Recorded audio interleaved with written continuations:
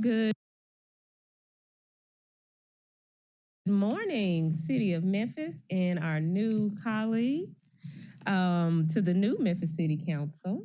I would like to call to order the Personnel and Governmental Affairs Committee. Today is Tuesday, January 9th, 2024. Ms. Hayes, can you please call the roll? Councilman Connelly. Councilman Carlisle. Present. Councilwoman Cooper Sutton. Councilwoman Ford. Present. Councilwoman Green. Councilman Smiley. Councilman Spinoza. Councilwoman Swearingen Washington. Present. Councilwoman Walker. Councilwoman White. Present. Councilman Connelly. Councilman Smiley. And Chair Issa Thomas. Present. Colleagues, we have, you are. Councilman Warren is here and ready and sworn in. Colleagues, we have 9 items on the agenda, but first we have a bit of words from new Mayor Paul Young. So Mayor Young, make sure you turn the mic on so we can all hear you, and you can get us started for this morning. All right. Thank you all so much. It's an honor to be here with you all. This is the start to a great year and a great opportunity for us to advance our city for the next 4 years. And so I think I've told each of you individually, so I just want to tell you as a body how excited I am to work with each and every one of you to move our city forward. I know that we have a lot of expectations from the public. They are looking to us to make some visible changes in the community. We know how heavy our community has been over the last couple of years. Issues around trash, around crime, around general blight in our communities, economic development. We know wages haven't kept up with the pace of inflation. And so we have serious issues. But I am a firm believer that together we are going to be able to overcome those issues. And I look forward to working with each of you to do that. I know that the biggest item on the agenda today, at least for me, are the appointments. These are very, very important appointments. And I want you all to know that we worked very, very hard to ensure that we were putting the right people in the right seat on the bus. And so I wanted to just kick us off by answering some of the questions that I think you may have, and I want you to hear this part from me. Each of these individuals that you will talk to, they'll be able to stand on their own and they'll be able to answer the specific questions, but I wanted you to hear some things from me. So the first big one is, why are there so many people from the last regime still being reappointed? And the simple answer is this: we have to move quickly on all of the issues that I just talked about. We have people that are working in these roles that know how to move the system. These individuals have not had the opportunity to work under my leadership. And so while you have worked with them, at least some of you have worked with them in the past under the prior administration, the charge that I have given each of them, in fact, right before the new year, we had a meeting, and my statement to them was that you now have a new job. You're starting a new job on January 1st. They've never worked for me before. And so we are setting the bar high.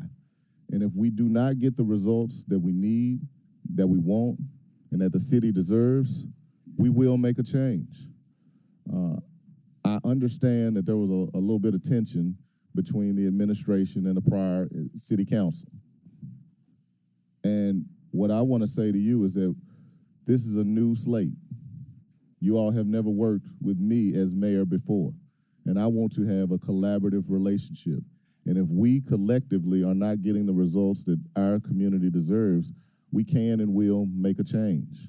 This is not the only bite at the apple, because I would presume that many of you feel like this is the only opportunity, because once it's approved, then they never come back. But I want you all to hold me accountable. I am the one that's going to be accountable for the results for this administration. And I want you to know that, again, if we're not getting the results that we deserve, we will make the change. And so, last thing, what's going to be different? How is this administration going to be different than the previous administration? I've said it in numerous interviews that for me, there's an urgency to addressing the challenges that we have in our community. And I think the thing that you'll see that's going to be most different is that we're going to be moving at a rapid pace. We want to be very citizen-focused. We want to be responsive to complaints and service-oriented. These are principles that you're going to see filter through every division of city government. And again, I just want to close by saying you all have a partner in the administration. We are doing this together. That is the only way we are going to take our community where we want to go. And so my ask is that you approve this slate. Ask the team the tough questions, but I would ask for your approval for this slate as given so that we can get to work as quickly as possible on solving those problems. Thank you all for your time.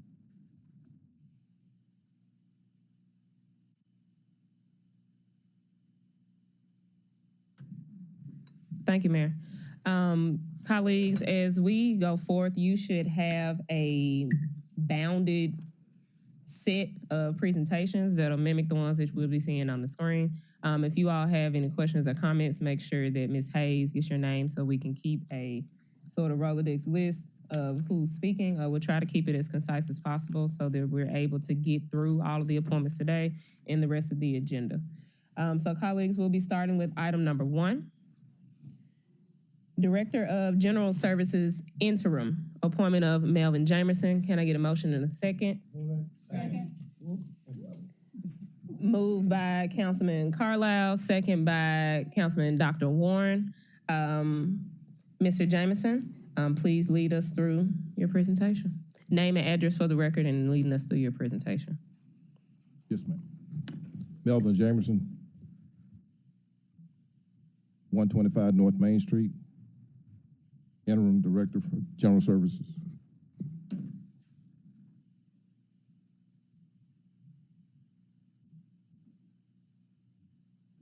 First of all, I'd like to thank you for allowing me to come before you today and present for the Interim Director for General Services.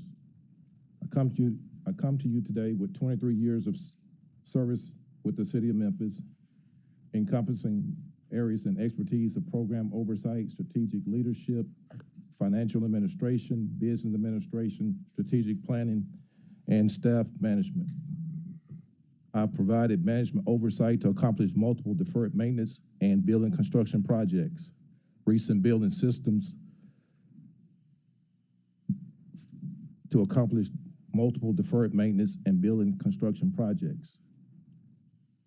Recent building system projects consist of roofing systems replacement, general carpentry construction, elevator modernization upgrades, heat, ventilation, air conditioning systems, electrical equipment, LED lighting, main breaker replacement, emergency generator installation, plumbing and drainage systems repairs, surveillance systems, access control, and camera systems.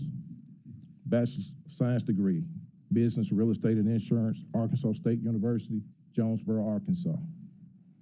Training and development, project management, foundations, risk management, strategic foresight, New Memphis Leadership Development Intense Graduate, Pro-Core certification, Lean Six Sigma training, and Management 101. Mr. Jameson, thank you for giving us your extensive background. We know you're more than qualified to be up here in front of us. But just for you and the other appointees, did the math, so we have about 14 minutes per person. So just to put that into perspective, so we can give everybody their right time. Yes, ma'am. Thank you, sir. Thank you. All right, so General Service, we provided service to over 170 city facilities, totaling about $29.4 million. Those are mostly deferred maintenance projects over funded with capital improvement funds. Things like City Hall cladding, City Council fifth floor renovations, City Council chambers, MLK conference room, City Hall, clinic, and the public safety building restoration. Spearheaded City Hall security and access control.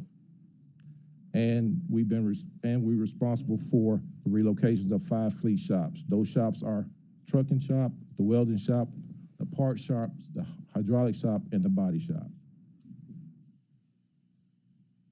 Opportunities. Building automation system, an enterprise system with a platform for all city buildings. Building automation system allows the operator to access, control, and monitor all connected building systems in a single interface. Connecting buildings remotely through city staff and vendor monitoring 24 hours a day, 7 days a week for management and emergency responses. When buildings go down, we need to respond and get buildings back up as soon as possible. Some of our critical buildings are, of course, Memphis City Hall, public safety building, fueling centers, police precincts, fire stations, Memphis Animal Shelter, zoo, hospital, community centers, OEM office, public works, solid waste, main library. Second, facility condition assessment. Facility conditional assessment is the process of developing a comprehensive picture of physical conditions and functional performance of buildings and infrastructure, analyzing the results of the data collected and observation, reporting and presenting the findings. FCA integration and general service updated work order management system will provide an inspection of all city facilities, physical and functional deficiencies, define preventative maintenance requirements, assist with capital improvement projects to reduce deferred maintenance backlog, identify energy conservation and sustainability measures, consolidation of fleet assets. Right-sizing our city fleet is calculating the number of vehicles needed to complete a variety of jobs and respond to given situations. Fleet right-sizing is a proactive and a strategic plan to acquire the right vehicles based on the demand for services. Utilizing the City of Memphis life cycle replacement parameters to control vehicle purchasing needs. Services operation streamline approach to ordering and repairing, having needed tools, materials, and supplies to accomplish deliverables of the customers. Meet the goals of the divisions for the service centers. We should have a higher threshold to function above the needed reserve count for vehicles priority customers, Memphis Police Department, Memphis Fire Department, and solid waste. Supplying citizens core services, everyday needs for emergency response, safety, health, blight, activities, employment, and through meeting the division deliverables. Vision 4-year plan. General Services committed to excellence in customer service, generating cost-effective, innovational, sustainability, and creative solutions, employing effective teamwork while maintaining a safe working environment for our employees. With a mission of providing first-class maintenance and repair buildings, vehicles, and other crucial services, General Services Division employs a diverse occupational workforce of 280 employees. General Service provides vital support for the administration, city divisions, and other governmental organizations in a cost-effective and efficient manner. 4-year plan, technology-driven outcomes, completion of the BAS system installed and controlled monitoring critical buildings and systems, FCA and WOMS integration, create a repository of city buildings for leases, managed properties, and building features, security and surveillance enterprise solution for city buildings, human resource, employee retention plan, education, training, apprenticeship program, competitive pay structure for skilled tradesmen, incentive pay for specialty crafts, innovational and sustainability goal, create sustainability task force to set goals and practice to reduce negative impact on environment, retire 10% internal combustion engine vehicles, initially create a platform to purchase and service hybrid vehicles, then subsequently evaluate when is the most advantageous time to incipient electric vehicles for city fleet. And I close with this. Core service and commitment is what our teams do every day. They're dedicated, they're committed, they come to work every day, and they work hard. Maintenance and service the fleet, operate the buildings, complete projects, continue replacing deferred maintenance equipment and building systems such as electrical, plumbing, heat, ventilation, air conditioning, roofing, carpentry, paving, and grounds maintenance. Provide real estate needs for the City of Memphis administration, and centralized building operations under a single provider, gain economies of scale. Examples such as fire protection, elevator maintenance, janitorial service and supplies, security service, and standardized equipment. Thank you. Thank you, Mr. Jameson. Thank you. Councilwoman Swearingen Washington in the queue. Thank you so much for your presentation. Mr. Jameson, do you feel like you have a sufficient staff? Well, we do have some vacancies, and we do want to fill those vacancies, and we are, of course, working toward that every day. However, it's a little challenging right now at these times. So what creative ideas do you have to retain your staff? So retaining staff, we are, of course, we have a incentivized pay structure for individuals who have skills and license and certifications. We do have incentive pay for those individuals. But I mean, just in, morale and culture and just trying to keep our good employees. Have you thought about some creative ideas in doing so? Well, we also, we have this, what we have is a servant leadership style where we communicate with our employees. We hold them, as high esteem. We trust what they're saying on how to get the job done. And we try to work with them best we can. Okay. All right. Also, let the record show that we are joined by Councilwoman Logan, and we have Councilman Carlisle and Councilwoman Logan in the queue. Thank you, Madam Chair. I'm sorry, I didn't see you. Good morning, sir. Thank you for your 23 years of service to the city. Welcome, sir. Absolutely. Take a deep breath. It's a good moment for you. Thank you. Yeah. Relax a little bit. Okay. Well, Don't bite much. look, and to all the directors, Melvin, going first is always the hardest part. It's always the hardest slot to be in, to be the show opener. So, and I know we don't have a lot of time, so this is for Mr. Jameson as well as all the other directors. We've got your presentation and can see it, but talk a little bit about, and this is very helpful. Like this gives me an idea of where you want to go, where the administration wants to go. But to what Councilwoman Swearingen Washington is talking about, what are some of the ways in which you think the council can partner with the administration to help advance these agendas, right? So at the core of it, it's dollars and cents to some degree. And then it's really how are you going to deploy them, right? So you mentioned incentive pay, morale structures. Swearingen Washington mentioned we've got a lot of CDL drivers, diesel mechanics, things like that in the shop. So can you talk a little bit about your business of being general services and how you think some of the ways it can be improved? I know you got the former boss sitting right there and now the chief, the COO, so don't be afraid to throw him under the bus, but talk a little bit about your business so that newer council members can get an idea about, just have a conversation with us, Right. Tell us a little bit about how you can see ways that we can partner and improve general services to the benefit of the city. Okay. All right. So I think as far as trying to improve general services, I think what we found let's just start with property maintenance. So what I'm having in property maintenance right now is a situation where employees are leaving and moving on to other jobs. Some of the main issues that we're having is employees are finding better opportunities for better pay. Okay. So that's one.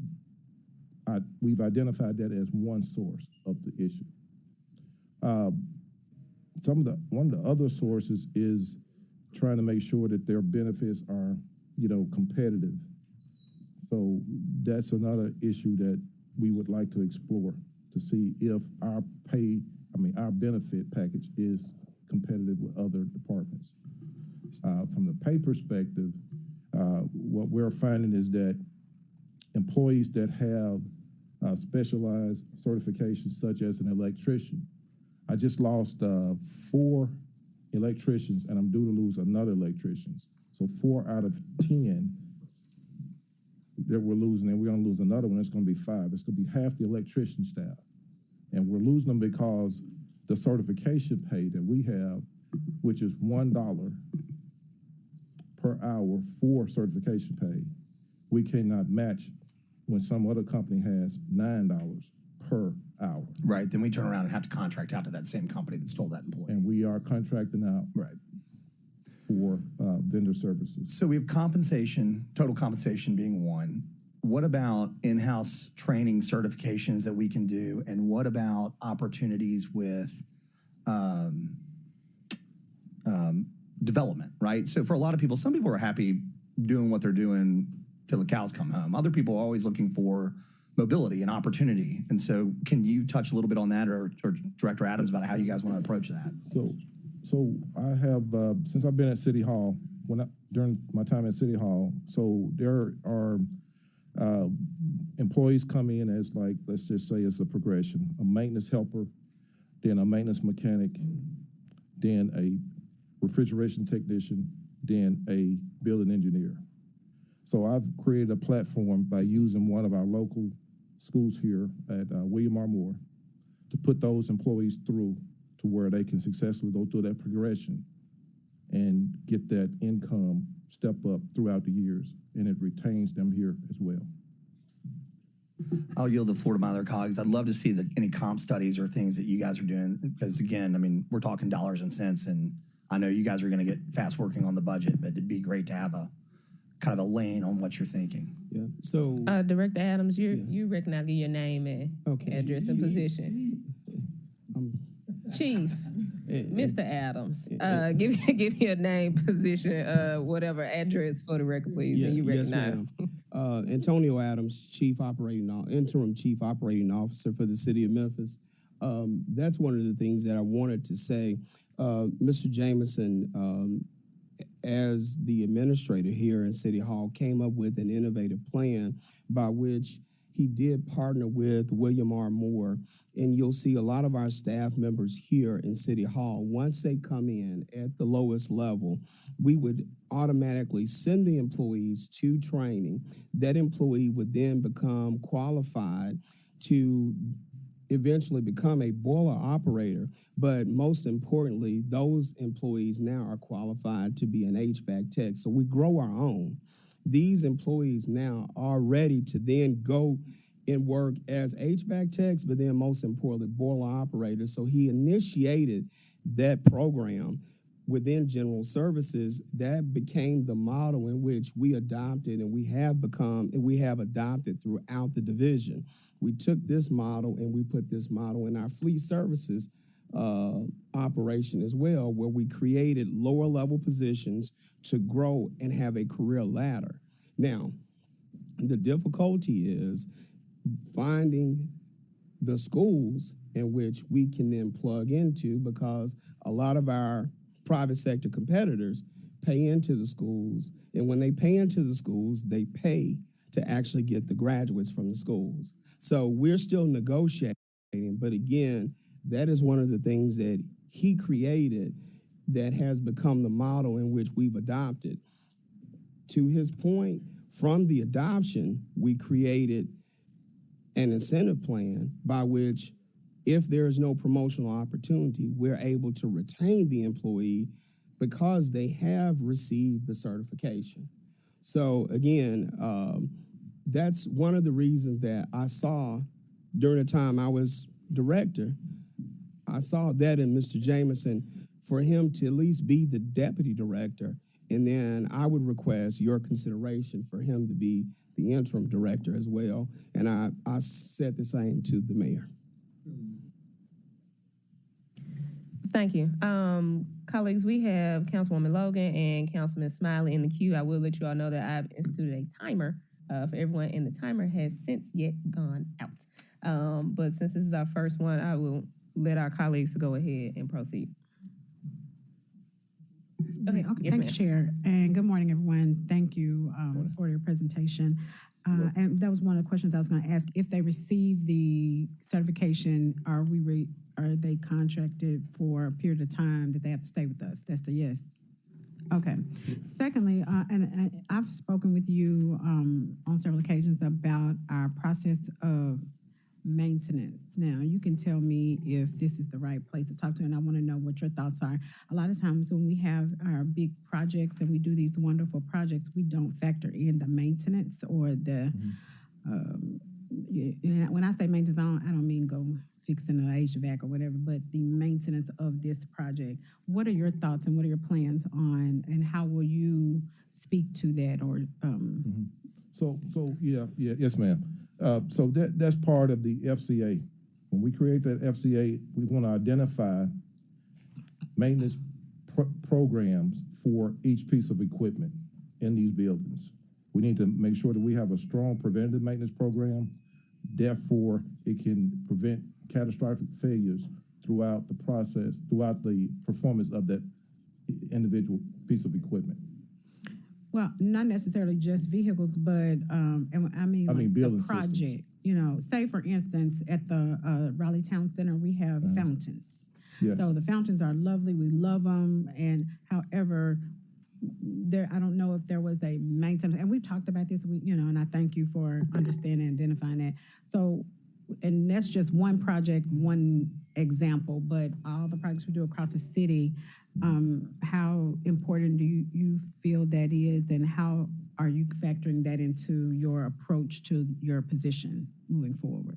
Well, it's very important. Again, the FCA, the Facility Condition Assessment, will capture all of the systems, important systems that we need to maintain, monitor, and provide preventative maintenance for throughout the life of that equipment.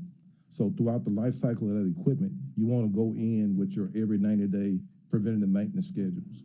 You want to go in every 6 months and create what you need to get that and make sure that piece of equipment operates properly. It just depends on what that equipment is as to what we need to do.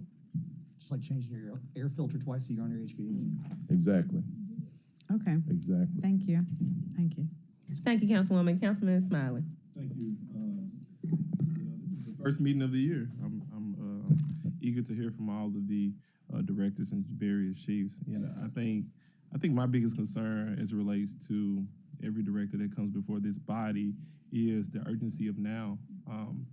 Particularly, I'm gonna be very candid. I didn't meet with any director or have any conversations with any chiefs, because what I've sensed in the last administration is when council members would reach out, a lot of times directors would find ways, go all the way around the circle and tell us why we can't do something.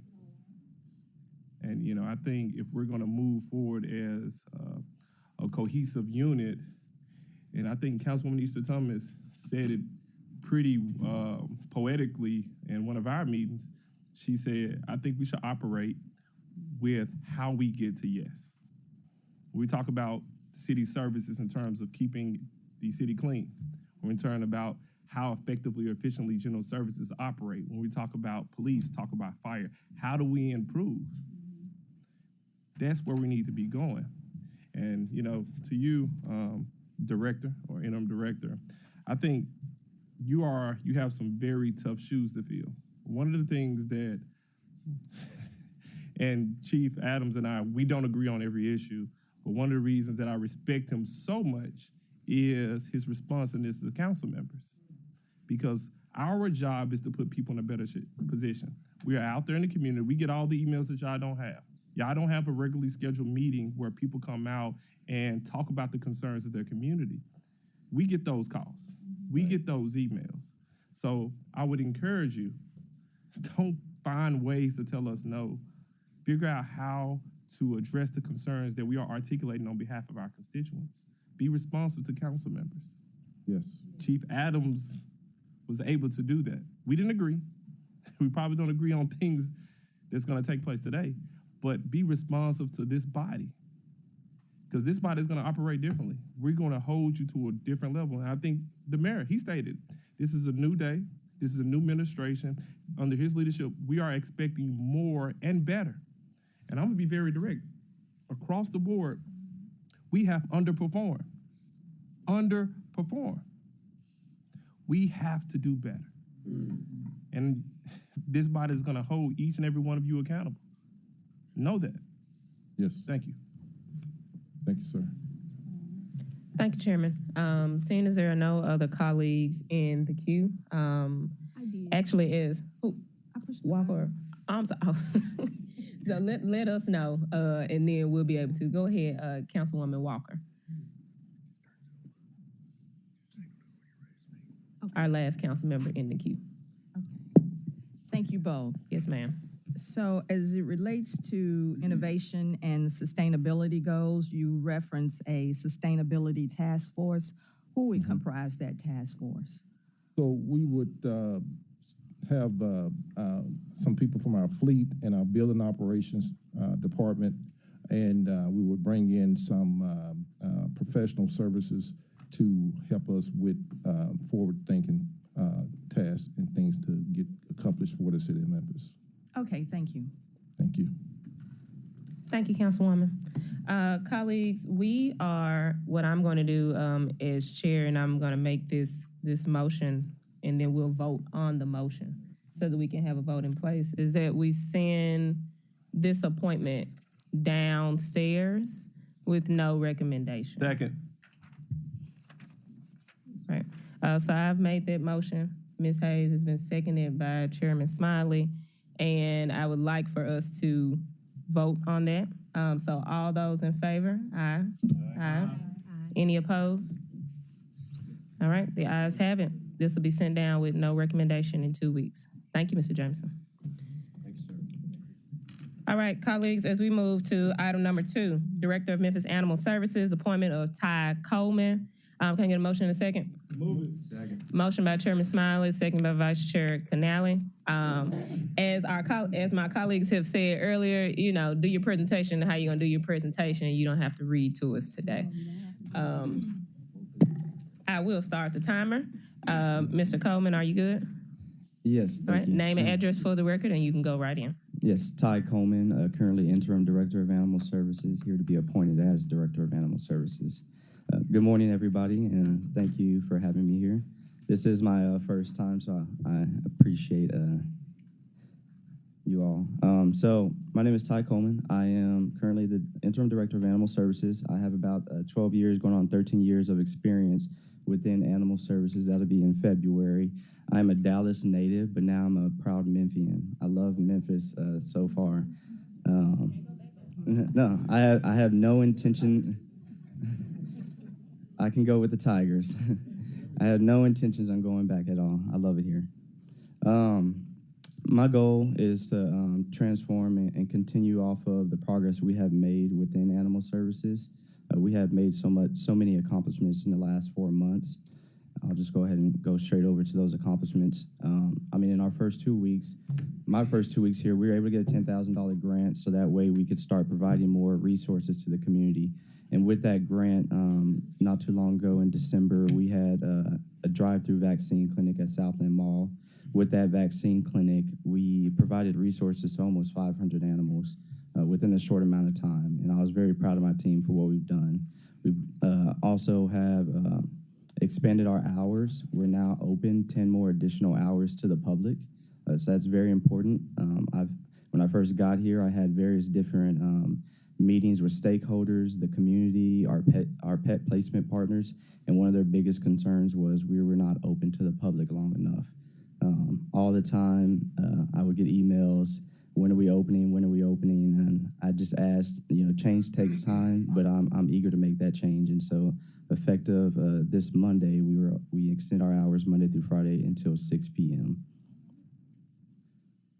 My goal is I'm a very transparent leader. I believe in accountability as well, whether it's the good or the bad, boots on the ground type of leadership.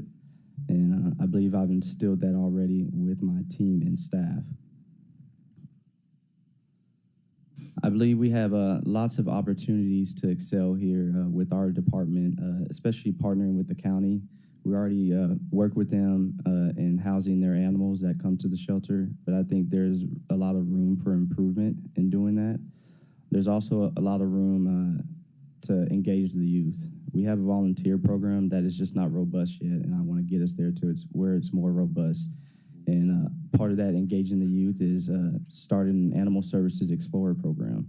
Just as you have Police Explorers, starting that Animal Services Explorer program, creating a pathway for a career for young people in animal services, whether that's with our division or that's with a veterinarian. There's a national veterinarian shortage that we're hurting with as well. Everybody's hurting, the community is hurting, and I think that is a great pathway to get somebody in that veterinary medicine field. Working with the local colleges and schools that already have some type of vet tech or veterinarian pathway ship going into a career.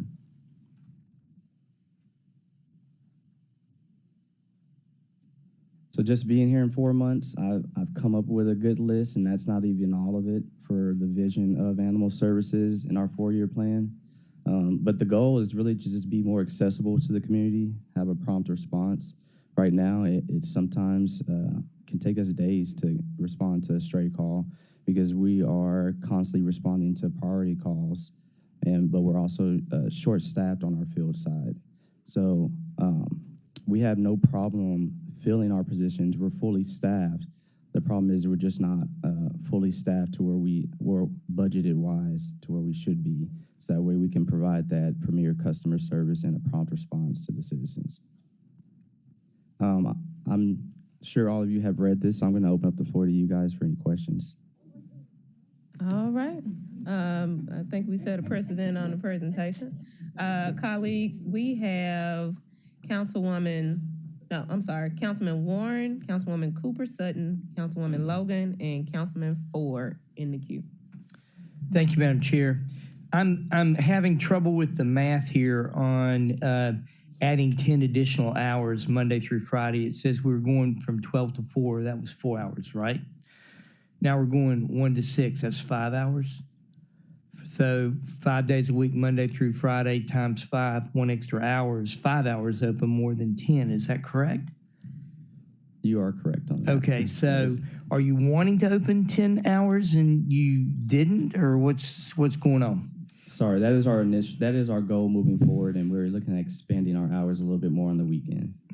Okay, so we're going to add like 2.5 more hours each weekend to get to 10, or?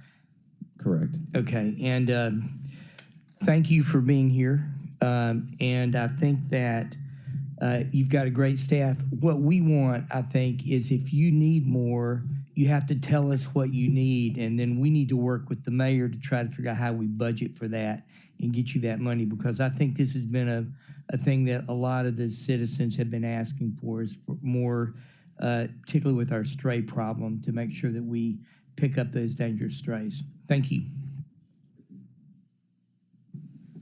Councilwoman Cooper Sutton. Thank you, Chairwoman. Thank you, Ty, for your presentation. Thank you for deciding to stay here in Memphis. As I spoke with you earlier in the week, I watched your Midland interview when you were in Midland and the opportunities that you were not given there in Midland to implement the things that you were very passionate about. And to piggyback off of what Dr. Warren said is what I was going to say. We need to know what you need in your budget to make things happen. We need you to be honest and open and to tell us so we can get it moving and put it there so things can happen. What I would like to see is more of you going into the public schools, talking to the underserved students and allowing them to see what a veterinarian or what the animal shelter, give them an opportunity to come out, to see what's really happening and to get them interested. Some of our underserved students and youth in this city and in our communities never, ever have no idea and have never experienced things of that nature. And so until we get them to see things visually and allow them to explore things they've never explored before, how would they know they want to be a veterinarian? How would they know they would like to work for the animal shelter? So we're going to have to start, because they're our future, and you're young, you're innovative. Talking with you, go do all those things that I saw that you had in Midland that you were not given the opportunity to do. Make it happen. Make this your opportunity for Memphis Animal Shelter to shine like never before. And you do have my support. And thank you so much. Thank you, Councilwoman. To provide a little insight on some of our goals, so I do plan on working with Mayor Young on increasing our staffing. If we look at some cities we compare to, Detroit is a city we compare to. Detroit is staffed with 96 full-time employees for their animal services department. We're staffed with 61 full-time employees for our animal services department. We have 17 officers as a complement. They have 25. And so I do believe it is imperative that we do increase that animal services officer complement, so that way we can have a more prompt response to issues in the community.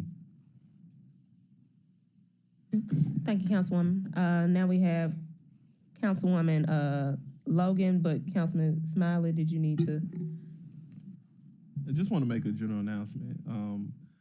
I know we are cordial with each other, but let's make sure we use, if it's chief, directors, and the same thing with the council people as well. Thank you all.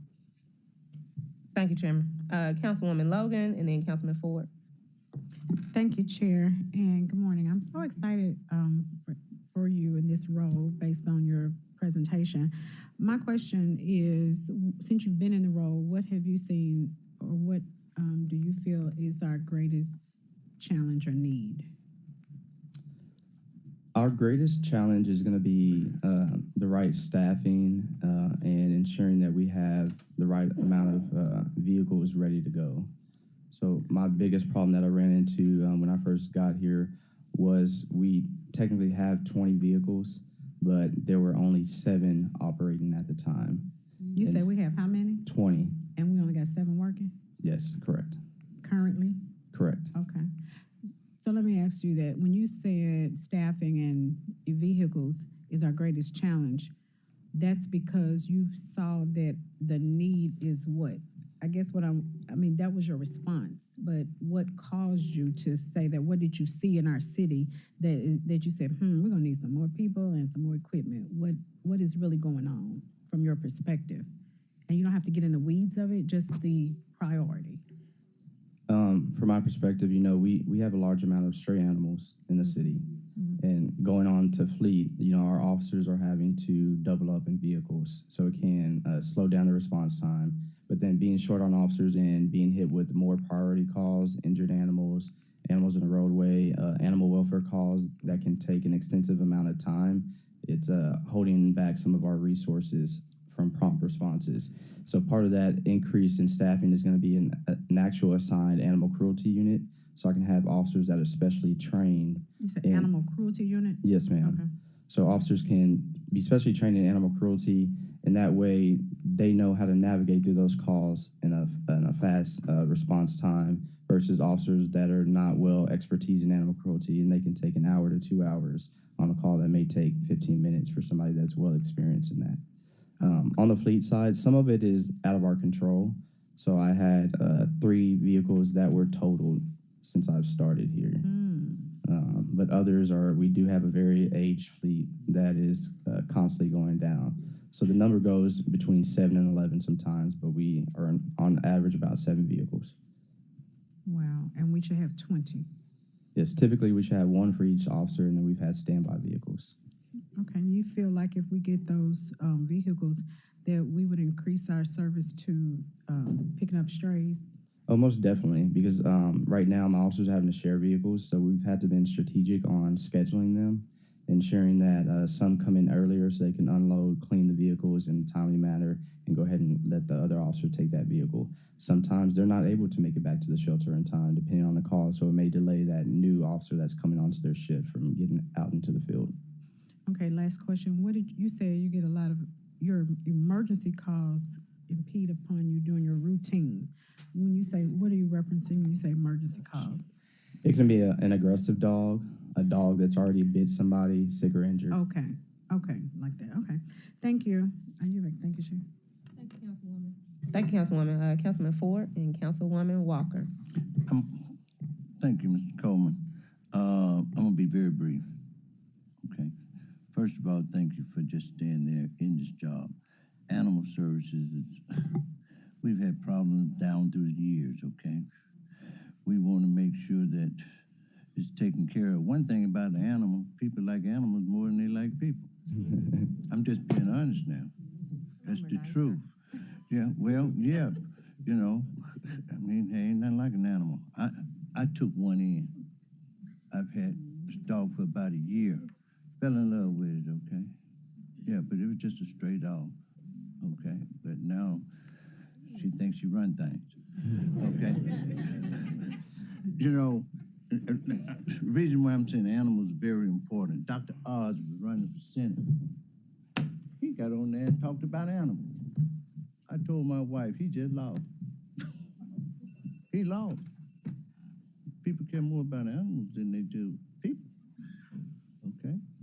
But what I want to really get to, county side, I want you to keep me abreast of what they're going to do, okay? That may be some of our monies that we need to get from them. You know, I've served on the council before, 20-some years ago. We never got our money from the other side of the street. I want to make sure we get this coming this year. Mayor, you hear me? I want to make sure the other side of the street take care of what they're supposed to take care of, okay? Don't promise and do anything. Reason why I'm saying that, we gave them the school system back. But now they put us back in it, okay?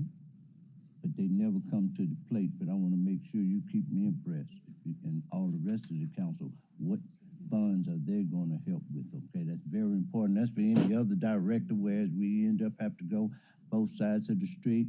I want that other side of the street to do what they're supposed to be doing. This is a new year.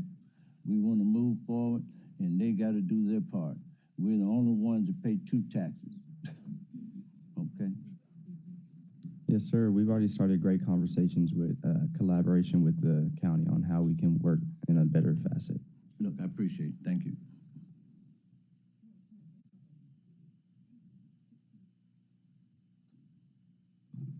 I'm gonna get it right. Yes, Mr. Coleman, with respect to these pet resource centers and veterinarian desert areas, how are you determining these desert areas? So that was something we spoke about individually. So we do have our pet resource center that's currently at the animal shelter. And what that pet resource center does is its goal is to divert people from having to surrender their animals. So if somebody's coming to the shelter, or even for a stray animal, if somebody is coming to the shelter, we'll go ahead and identify what the root cause is why they're having to surrender their animal. If it's because of dog food, we give them dog food. If it's because of they can't afford veterinary care, we give them a voucher for veterinary care. If they need help with behavioral training, we have a behavioral specialist. We have volunteers that will help them. So we're very big on ensuring that we give our citizens all the right resources, so that way we can keep pets at home and keep families happy. I mean, kids, there's some kids that are very shy. They're not open to speaking with people, but they love their pets. And so that's what keeps families home happy. That's what keeps kids engaged as well. And that's why we believe we want to do everything that we can to keep animals in their homes. And so we've identified those veterinarian deserts as areas where it takes almost 20 minutes for somebody to get to a veterinarian. And that's on the south side and the north side of Memphis, just south of 240. I believe maybe there's only one veterinarian south of 240. And so not everybody has access to transportation. And that's why we're ensuring that we're bringing as many resources as possible to the community as we can. We typically have done our drive-through vaccine clinics at the shelter, but I made sure that we're going to start doing them in the community, and that's why we start at Southland Mall. We'll be at Southland Mall again January 20th, and then we'll be in District 4 helping them out as well in February.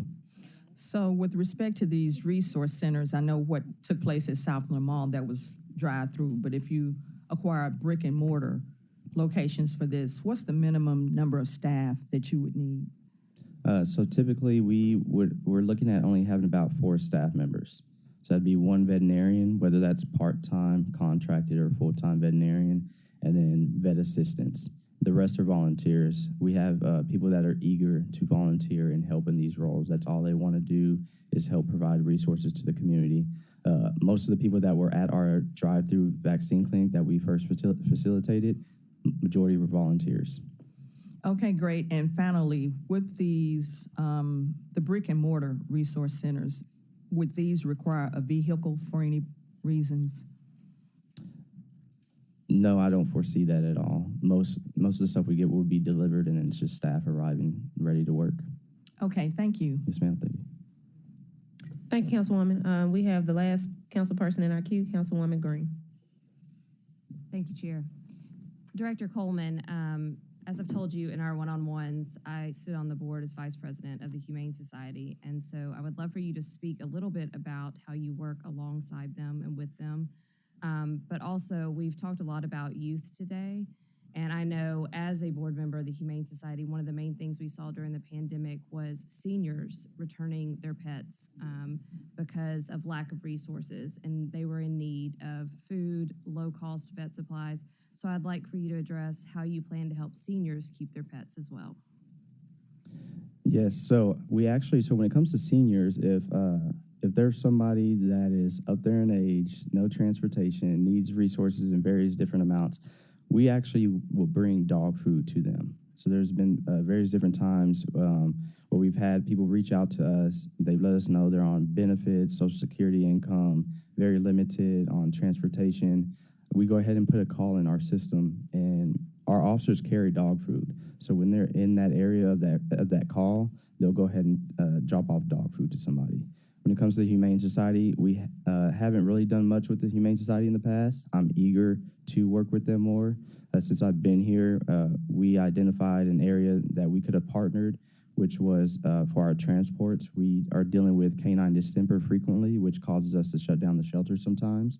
But it also causes us to pause our transports to a rescue that takes about 25 animals every 2 weeks to Minnesota for us. And so with that, anytime we have a positive canine distemper test, that rescue will cancel transports for up to 4 weeks until there is no longer a positive test. And so our animals going on those transports are mainly in foster homes, and typically the day before transport, they come to the shelter for temporary housing because the transport leaves at 4 a.m. in the morning on a Friday. Not everybody wants to come drop off their foster pets at that time, so we let them drop them off the day before. But the agency in Minnesota, they won't allow the animals to come to the shelter anymore because of that. So now we've partnered with the Humane Society, and they let us use their conference room to house those animals. So that way we can continue that partnership with the agency in Minnesota. Thank you, Councilwoman. Seeing as there are no more colleagues in the queue, thank you, Mr. Coleman, for your presentation and work that you've been doing. I just want to say that when we call to get the strays, please come get the strays. I believe strays are a priority regardless. Yeah. They can run into traffic, causing an accident. Everything's a priority. Before you started in September, we had a long discussion that spanned a couple of council meetings about picking up strays. So I think I can speak for myself and some of my council members who were here, please pick up those strays when folks call, especially in our underserved and Black and brown communities. Colleagues, I'm gonna also move for this item to be sent down with no recommendation. Second. Second by Chair Smiley. All those in favor? Aye. Any opposed? All right, the ayes have it. This will be sent down in 2 weeks with no recommendation. Thank you, Mr. Coleman. Thank you, sir. Colleagues, y'all are doing pretty all right with the time. Item number 3 is reappointment of city engineer Manny Belen. Can I get a motion in a second? Seconded. Moved by Councilman Warren, second by Councilman Spinoza. Mr. Belen, give your name and address for the record, and you can continue with your presentation. You setting your own timer. That's what I like. Thank you, council members. Manny Belen with the Division of Engineering, 125 North Main. Just going to go through this fairly quickly. Been with the city with roughly about 17 years. 50% of that is through Public Works, and the other 50% is with Engineering Division. I serve on multiple boards and committees. I'm not going to name all of them. I am a professional engineer licensed in 3 states. Also, for those that know, I am a Myers-Briggs Type Indicator ISTJ, so you know how I operate.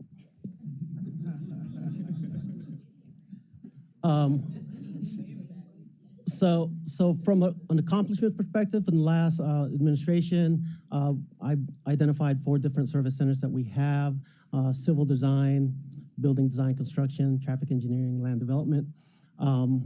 Listed there are a few of the accomplishments that we made. I'd like to point out a few things, obviously, is since 2019, we've, under traffic engineering, we've modernized roughly about 72 locations. We're very happy about the improvements that we've made. We've also added 15 new school flashers since 2019, intended to improve safety around the schools. More than likely, as council members and constituents, more than likely you'll hear a lot of this from your constituents. Speed control within the streets. And so we do have a program in place, both temporary speed humps as well as permanent speed humps as part of our operation. From a job and economy perspective, our land development team does a really good job in taking in projects as projects come into certain council districts, and we ensure that we provide the necessary service to those developments and projects to make sure that those projects come through fruition. And that's how we support our local economy in that case. The rest of our jobs it's not glamorous. Engineers don't tend to do that, but it is items that we do to ensure that the public, when they flush the toilet, it goes properly. So it's not, we don't glorify ourselves, but we do make sure things work. Just quick bullet items on some opportunities that we have, obviously leveraging some of the state funding and federal funding that comes down. This is one of those things that if you don't focus on when you're driving around, just purely decluttering our streets, meaning that, you know, maybe minimize the number of poles that we have, maybe relocating some of those poles, maybe outside of the ADA accessibility aspects of things. So those are things that we want to improve on, and that also helps out with the neighborhood improvements and just the visual inspections of our city. I'm very excited about bullet item number 4 there, which is the fiber infrastructure initiative. I think that is the wave of the future, and it will definitely solve a lot of the issues that I think may be coming down or have been coming down since the previous administration. So, and then the last one, we talked about youth, definitely collaborating with our local workforce development to support and encourage the STEM of science, technology, engineering, mathematics. And then quick 4 vision items. Of course, this is not all encompassing, but these are big items that I had imagined that our team would be engaged in. As I mentioned previously, integrating street light luminaires on traffic signal poles and consolidating them at intersections. I challenge anybody that goes out in the community as you drive, look at an intersection, see how many poles there are in that intersection. So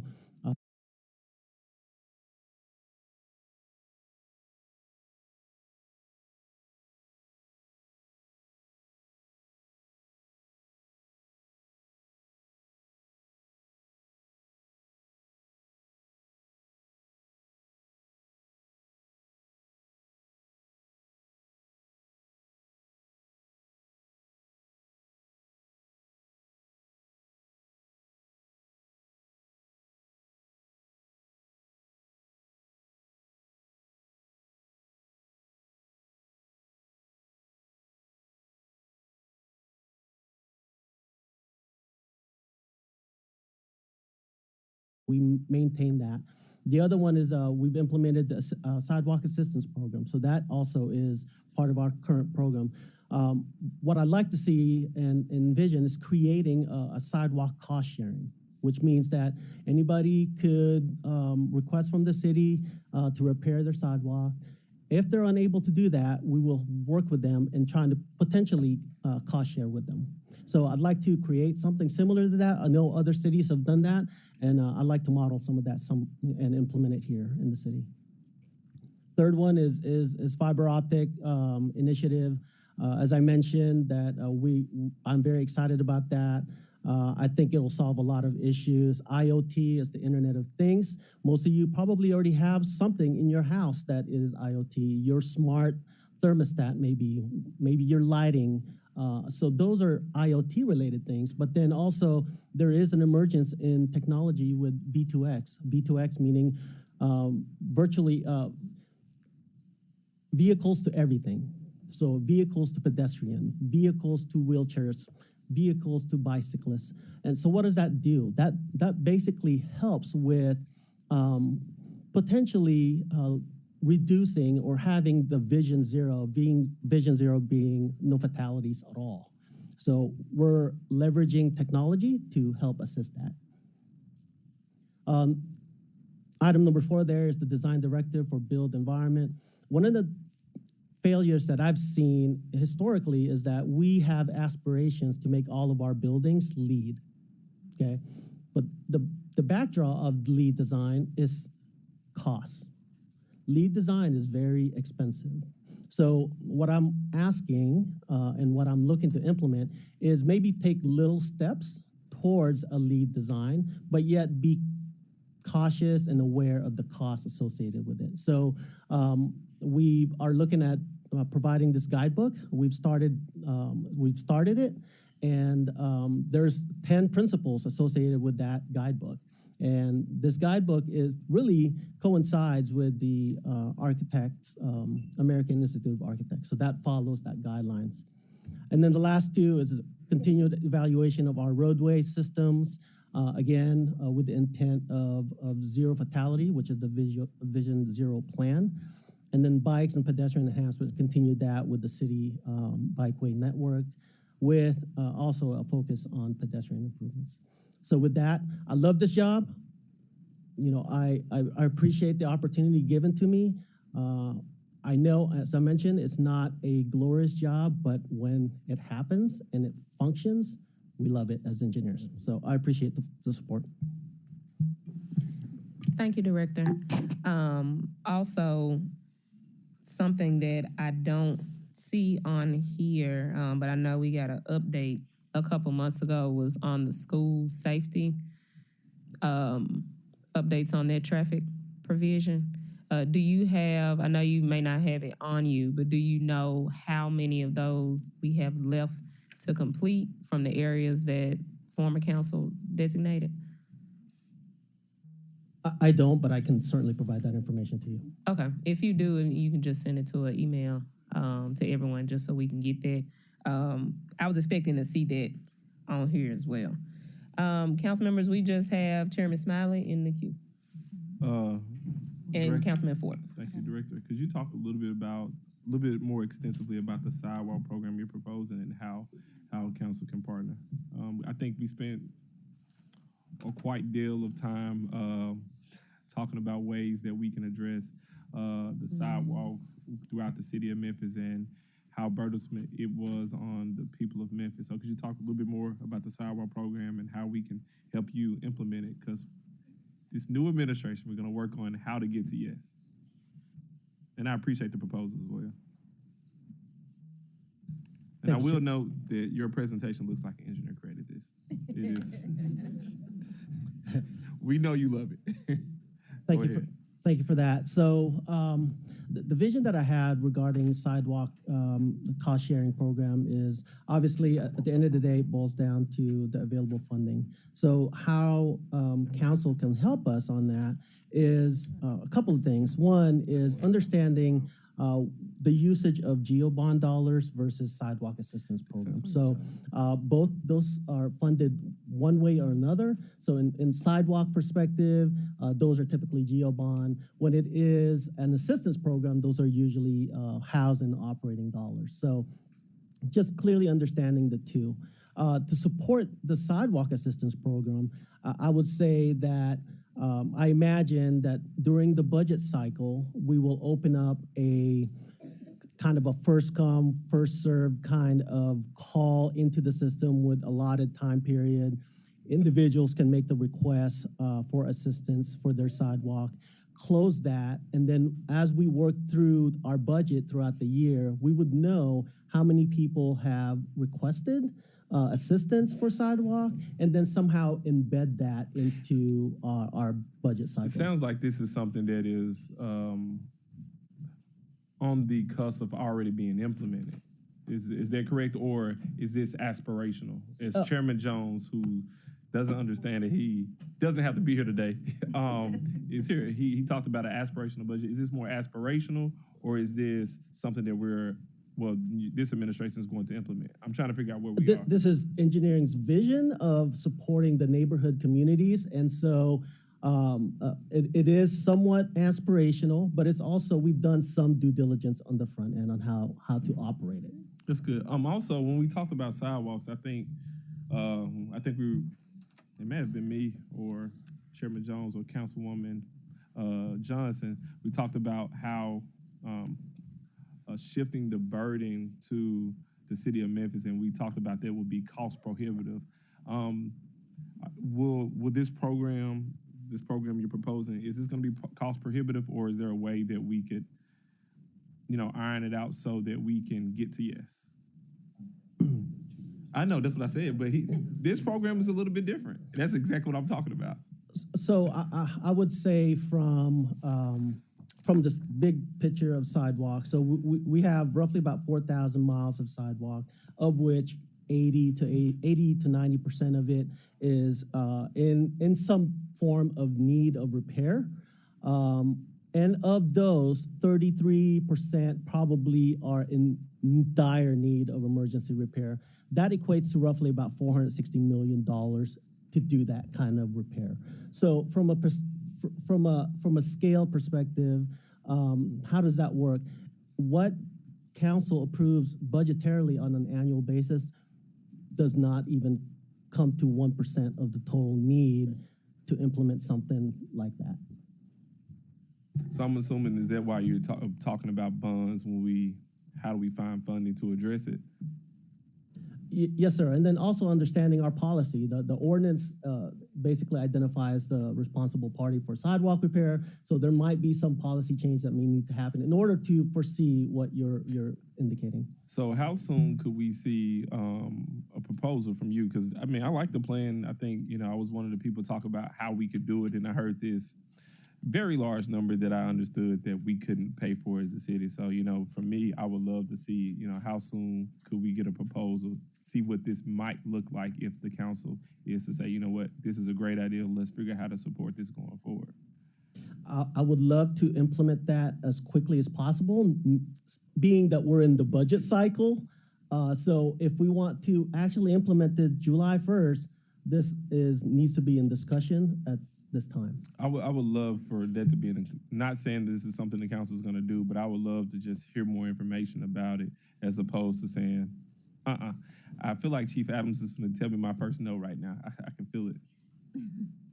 Not a no, but He said not a no. but That was two no's. there's no no. But I would reserve the right for this to lawyer. to this. I thought you was a reform lawyer. For this to be completely socialized and the plan to be detailed with Mayor Young so that it can be fully baked in his budget proposal. Again, as you heard, and the mayor is committed to reinvestment in our neighborhoods. So with that, there's got to be a plan and proposal that's going to be laid out in this year's budget and subsequent years' budgets. So before we move forward, let's do that. Absolutely, I definitely agree with that. What I was asking for is what would a proposal look like so we can see it. I think, because if I remember, we talked about it multiple council meetings to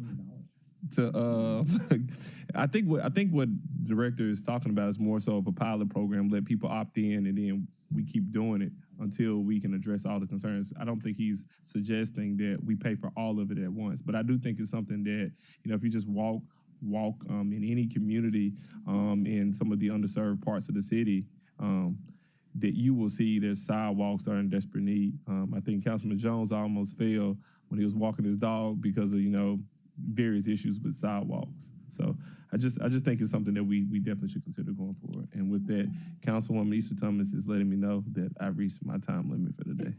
Thank I you, will stay Chairman. out the queue. Thank you, Chairman. Maybe for the day. Councilman Ford, see, engineer is on it. He got the time himself. Councilman Ford and then Councilman Carlisle. I'll be very brief again. Go across the street, okay? Make sure that they are funded. Let us know. You can let me know if you don't, okay? Well, we can deal with cross the street, okay? It's a lot of money. Everybody want to talk about money, but hey, when it comes down here, it's going to be a different story. Look, I want to thank you for all the services that you've given.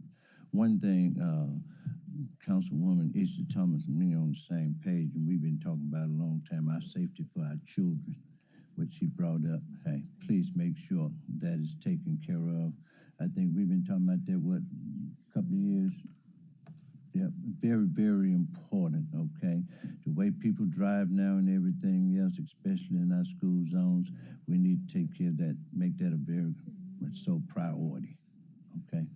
For the safety of our children, okay? That's all I got to say. Thank you.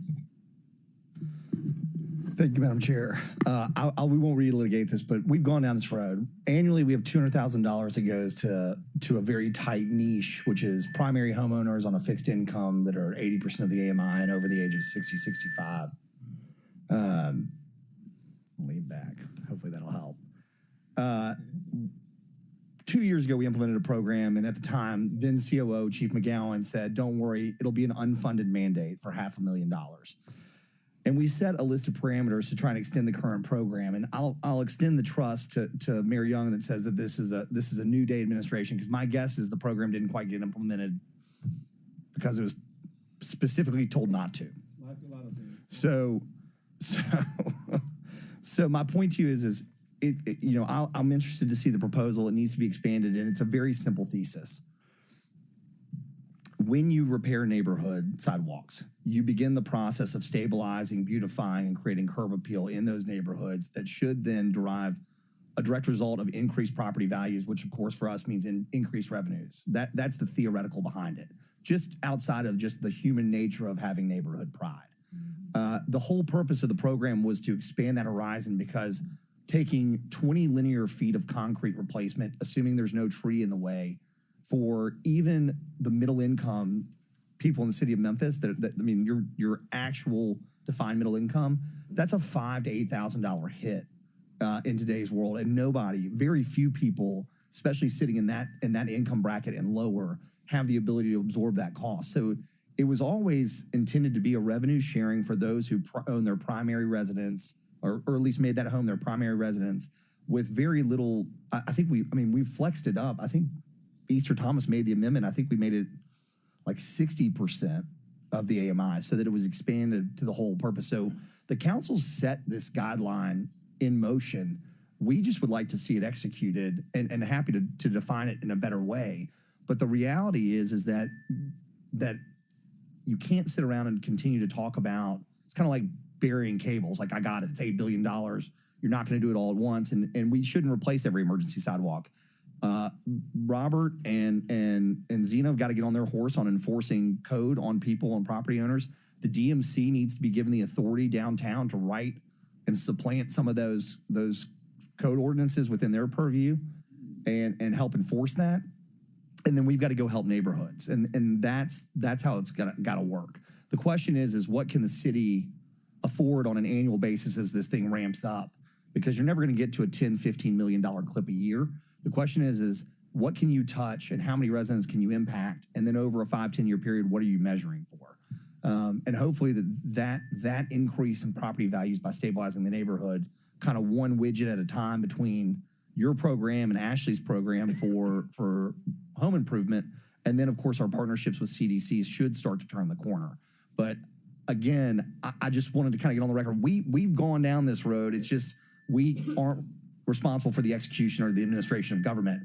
And so, again, I think just to reiterate, a common theme here is the council will step off and work in good faith with you guys, but the administration needs to help deliver with us. So I appreciate that. And Manny, you're always very responsive. You and Randall have been great to work with. I know that engineering is tough, and we want to see a lot more single lines and intersections. The only other thing that I'll say for you and for the council is we had the Tennessee Department of Transportation come in and talk about their state street aid and funding and how they send dollars down here. We must lobby the state government for a different formula on how they deploy capital for road paving. The idea that they just take a bucket of money, split it into the 3 divisions of DOT, and then split that up evenly. Just the idea that somebody drives down Main Street in Dyer County the same they drive down Poplar Avenue is insane to me. So we should be getting a formula, funding based on a formula of miles, those roads driven on those miles. That I'll yield the floor.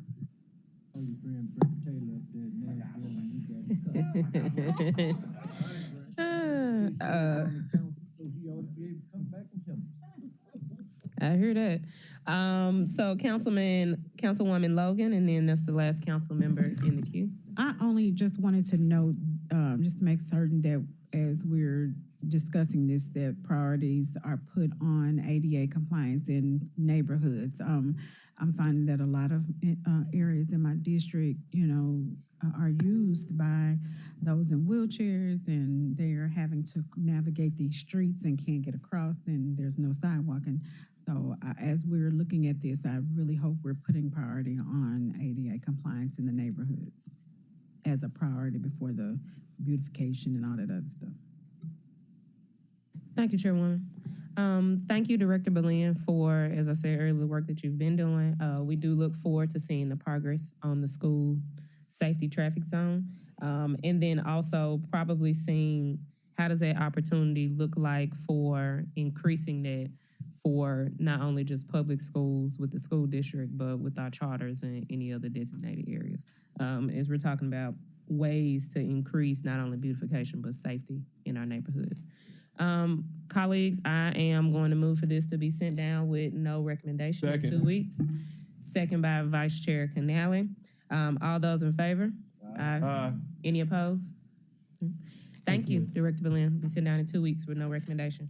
All right, colleagues, we are on item number 4, Director of Housing and Community Development, reappointment of Ashley Cash. Good morning. Yes. Mike. Thank you. What'd you say?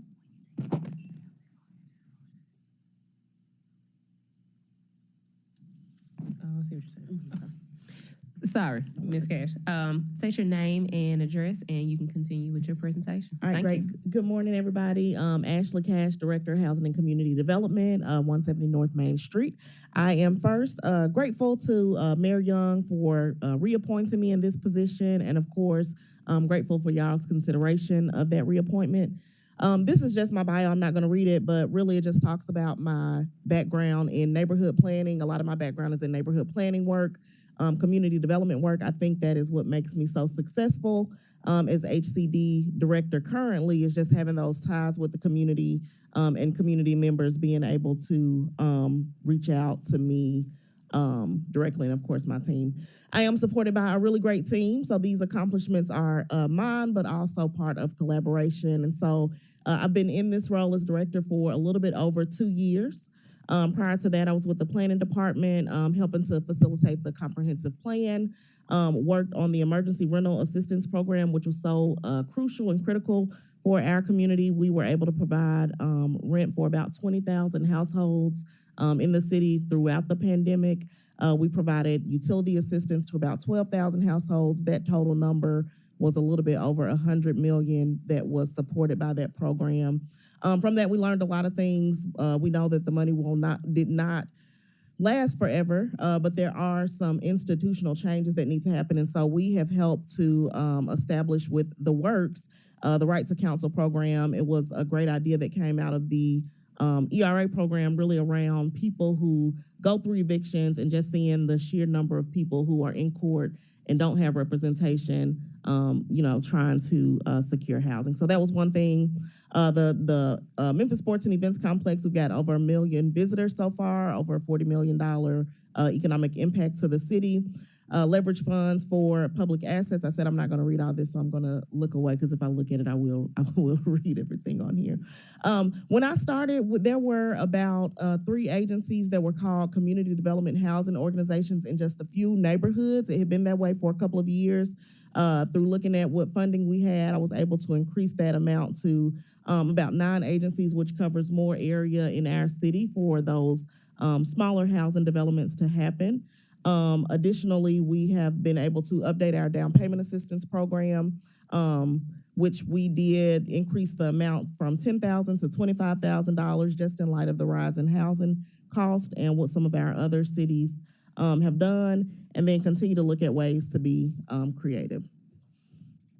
And so opportunities, I think, I tried to organize this in 3 buckets of categories, places where we want to have these opportunities. So one, and council, you have talked about this, is really around leverage. And so those other entities that are doing work that is either similar or compatible with us, figuring out ways that we are able to leverage our funds to go further. We found with Accelerate Memphis that we can do a lot when we work together. But the Accelerate, that $200 million is not there anymore. And so how do we start, how do we keep that momentum going? And really, I think it's through leverage. So CRA, Community Redevelopment Agency, we have already worked with them on a couple of projects. We've been working with them on a home repair program in Uptown and trying to expand that into Binghamton and South Memphis area. Also working with the Division of Planning and Development, their housing department with home repair. We see home repair as such a critical need for our community. We have, which is in a positive way, but uncommon, a lot of home repair dollars right now, but we still have a lot of need in the community around home repair.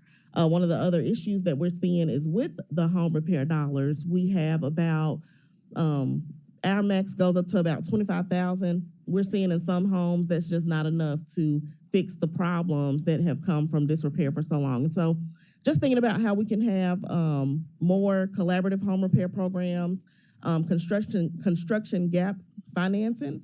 When entities go to make affordable housing deals work, one, if it's an affordable deal, it's just hard to pencil out anyways. There are usually multiple sources, including some federal, in some cases some local with our trust fund. But when you finally get to the table, you may end up with cases where there are additional unforeseens that you have to come up with. And so really thinking about how we can come up with that construction gap funding activity. And then I think, Councilman, to your point about the county, we've got some partnership needs with the county around land acquisition, supporting community projects, and really trying to strengthen that relationship and that level of accountability. Collaboration opportunities. We talked a little bit. I was excited to follow Director Belen from engineering because we have also had some conversations about sidewalks. And what we wanted to understand is from HCD's perspective, how can we support that effort? And so we have home repair programs. They're generally for the envelope of the home, but there's nothing preventing us, if these aren't federal funds, but there's nothing preventing us from looking at the sidewalk as well. And so just thinking about how we can include a sidewalk component for places where we're already doing home repair, and or how we can reduce some of that burden of the number of people that Director Belen just talked about that need sidewalk repair. So I think that's a great opportunity. We've had some conversations on that, but have not had the opportunity to implement that program.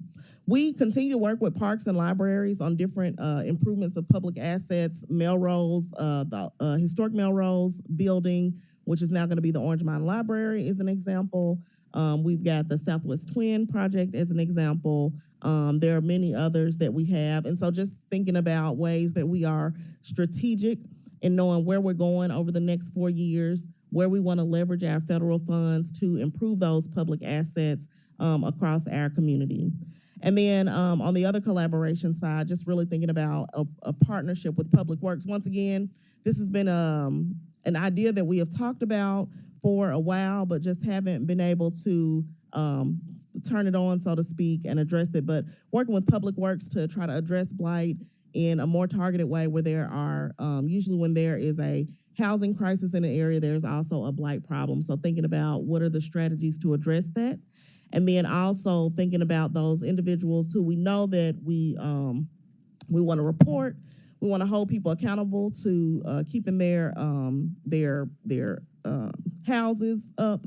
But there are people who find themselves in environmental court and with different kinds of summons that they just don't have the funds to address those. And so thinking about how we can partner with environmental court and Public Works to identify ways to get those individuals who qualify, who have income limitations, maybe who are seniors, to make sure that their homes are getting repaired and they're getting out of the court situation.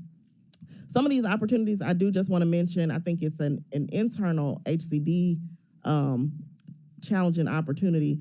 Some of these is, we manage the federal entitlements. And so we are very focused on HUD. We are very focused on the state and the entities where we have to comply and manage those funds. And I have found that there is a gap in staff support around these more local issues. So in a lot of cases, or in some cases, we have a very capable staff, but in some cases, I or one or two other people end up being the only folks who have the time to carry the water or the motivation and focus to identify some of these or to work on some of these pilot, less federal programs. And so I think that's a really great opportunity for us to enhance our staffing around those areas and to make sure we have that targeted focus, to make sure there's a landing spot for different pilot programs that maybe don't fall under HUD or under another kind of state or federal entity, but that is still important to delivering services to our neighborhood and our community. And so those are some places that we want to focus on. And then on community outreach and partnerships, the same thing, just have a regular sharing cadence. I think for HCD, we come before council. We don't come as frequently as some other divisions. We come when we have a budget request or we're accepting funds or a handful of times throughout the year. And so I think it's just a really great opportunity, even though we may not be coming and asking for something, to make sure that we're keeping that feedback loop open. And feedback really isn't the best word, but just thinking about how we can brainstorm together, how we can hear from you about what challenges or opportunities you're having in your districts, or what we're thinking about. We're thinking about going in this area and doing this based on what we've heard. Does that sound like a good idea, or do you want to provide some input? So I think that's a charge on myself and my team to be more present and collaborative with the council. We know we can't do this work without y'all. Y'all graciously identified $5 million for the trust fund at the last budget cycle. We know that housing and affordability is important to this council and important to us, certainly important to the administration. And so we just want to make sure that we're firing on all cylinders to make those things all happen. Do I have any other? I might have jumped in front of my vision. So vision, 4-year plan, really just kind of what I talked about a little bit, expanding resources. And so we have a grant writer, and we do outsource a lot of our grant writing, but there's sometimes a disconnect between the grants that we receive and some of the other issues that we could be raising funds for. And so really being able to have a dedicated staff or team to look at and leverage existing funding opportunities and find those grants. There's been some opportunity that came down from HUD around domestic abuse, housing for domestic abuse victims, culture and programming, those types of things. And so really thinking about how we are identifying grant opportunities that are reflective of the work we're doing at HCD, but also advancing the needs of the city. Expanding the trust fund, we have, it's been a great tool. We actually had a lot of really great groundbreakings from the multifamily side, but from the development perspective, we've got to do a better job of making it easy to use, making it easy to access. And so we've been working on that. We're hopeful that as we move into January, February, we're able to put out some good press to say, here's how you can apply for the trust fund. In the past, it's been, okay, you can apply, but you have to have this type of project during this time period. And so we're trying to reduce those barriers and really for folks who have projects that are ready to go, we want to be ready to support those projects. And then increase in impact. So we've had a lot of really great investments in our public assets. And I think a missing piece has been the targeted housing strategy to support those public asset investments.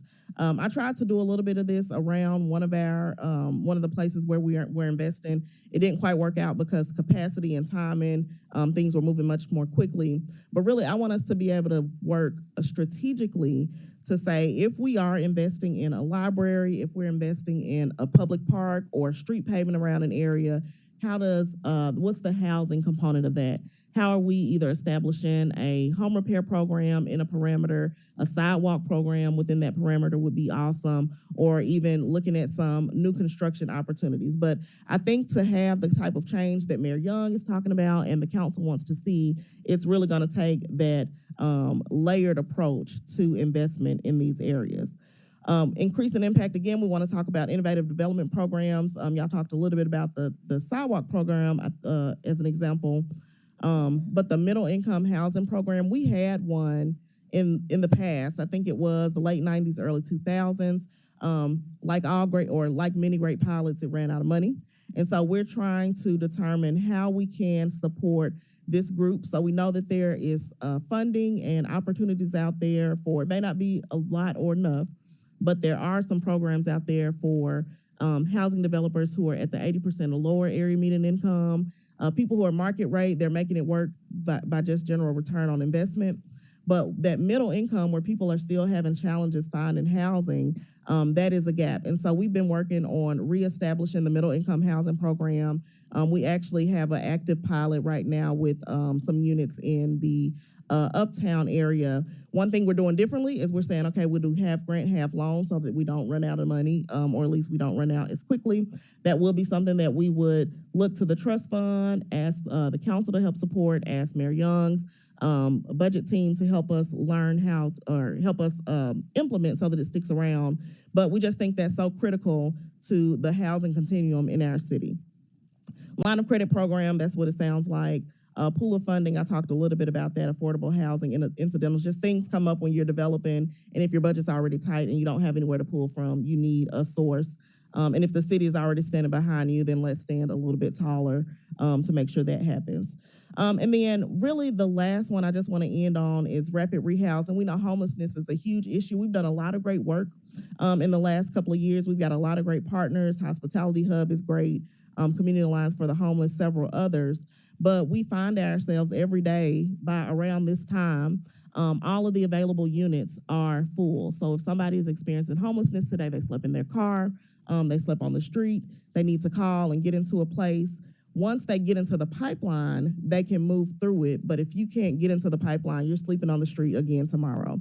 And so we just really need to figure out a way to have more housing units for people to get into so that when they are in crisis and in need, that they can have somewhere temporary to stay. And so those are just some of the elements that I love to work on. You know, we do a lot of HCD. There's a lot of things going on and a lot that we could talk about today, but this was the focus. This is where I feel like we can make our biggest impact and what I feel like might be most important to y'all as a council. So with that, I do humbly ask for your reappointment. I would love to continue partnership and work on all the things that we need to work on together as a council and a city. So with that, Chair, I turn it back to you. Thank you, Director Cash. I think you're the only one who asked for anything. But it is refreshing to hear in your presentation about the intentionality about homelessness, those experiencing houselessness, and then also looking at around where we have planned developments to kind of put things together. Mm-hmm. So we have next, I know who's finishing up our Fraser Library, mm-hmm. right? Director McCloy, and maybe thinking about, like you just said, around what we're already putting money towards. That's a refreshing idea to hear. So thank you for that. Mm-hmm. In the queue so far, we have Councilman Warren and Councilman Carlisle. Thank you, Director Cash. Correct me if my memory's wrong, but did we not have one of the best programs in the country as far as it relates to keeping people in housing, keeping from being evicted when we were getting the money from the COVID fund? Treasury. Yes, sir. We did. We had one of the best programs. We were consistently asked by Treasury to accept additional dollars because of our ability to get those dollars out. And the Assistant Secretary of Treasury Department actually came down to look at the work we were doing and to be able to share a little bit about how we can continue that support and that work here. So I feel like it was a really great program and a great collaboration. So as we're going forward without that money, I mean, I guess what the council needs is your thought processes on other things we can do to try to keep people from being evicted. And as far as the homeless issue, we're trying to look at rapid rehousing. I know that we're still dropping people off at Travelodge and doing things like that. How many other partners besides Travelodge do we have that are doing our intermittent or filling that gap for where we don't have a program? Yeah, so I'm going to, if I go through them in my head fairly quickly, I think we have 5 to 7 partnerships around town where people are able to get into those work with those entities to find that permanent or temporary housing. We also just deployed some additional funding. It's called Home ARP. We had about $1.3 million available in tenant-based rental assistance. So we funded 4 additional entities that are able to provide that same temporary rental assistance. And I think to your initial question about how do we make sure we're addressing the eviction challenge, really it's going to be like that. So it's going to be the programs to try to help find that tenant, that rental assistance. It's going to be the development of more affordable housing units. If we can get people into an affordable housing unit, then we free up a space for somebody who is currently experiencing homelessness. So it is the creation of affordable units. It's expanding the partnerships. One of the things we found during the pandemic, we received some, it's called CARES fundings for different activities. One of those was the Emergency Solutions program, and we found that although we have a lot of need, we only had so many service providers who were able to receive that funding. And so we've got to expand that network. We have to increase the affordable housing units and then really focus on the eviction. Another thing I will say that we learned with that ERA program is that many landlords are open to some level of mediation. And so there may also be some areas between from not paying rent to eviction where people can still maintain housing and the landlords are receiving some payment while the tenant works out whatever issues they're having around paying rent. So it's not a one answer thing. It's a lot of different strategies that we need to work on. So what can the council do? How do we help you get those programs going? So I guess I don't expect you to answer that now, but those are the things that I think you need to be bringing to us so we can figure out what we need to fund. Yes, sir. Thank you very much. Thank you, Madam Chair. Councilman Carlisle. Thank you, Vice Chairman White. Good morning, Director Cash. So a couple quick background questions. Do you know the current balance of the Affordable Housing Trust Fund offhand? And did you receive the $5 million? We did receive the $5 million. Hey-o. Yes, thank you. I should have sent a thank you card to everybody. We've got about so in the Accelerate funds, I think we have around $600,000 remaining in that, and we do have some active applications in the pipeline.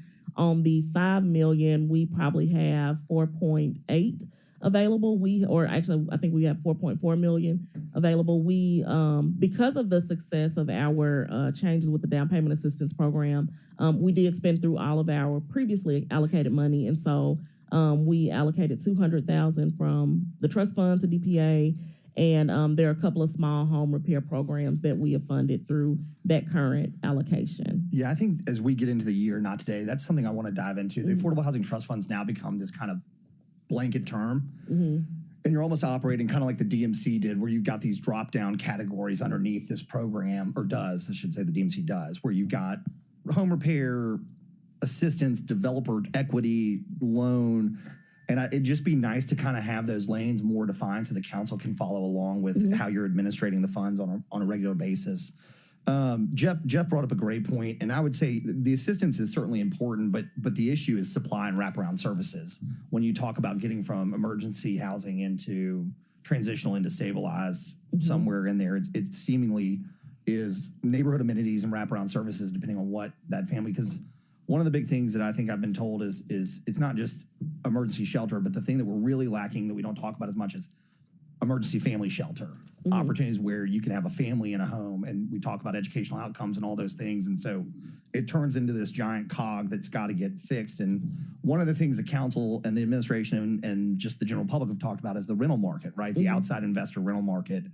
So one of the things that I want the new legal officer to get with our staff and research, because I don't know that we're going to get preempted, and I haven't had a chance to look into state law, but LA just enacted a law that basically said if you are a large out-of-town investor, every time you buy a rental property, $10,000 as a flat fee goes into the Affordable Housing Trust Fund in LA. So the idea is that you're supplanting or supplementing what is an opportunity for a primary local resident towards some sort of a affordable housing trust fund. Call it an out-of-town tax.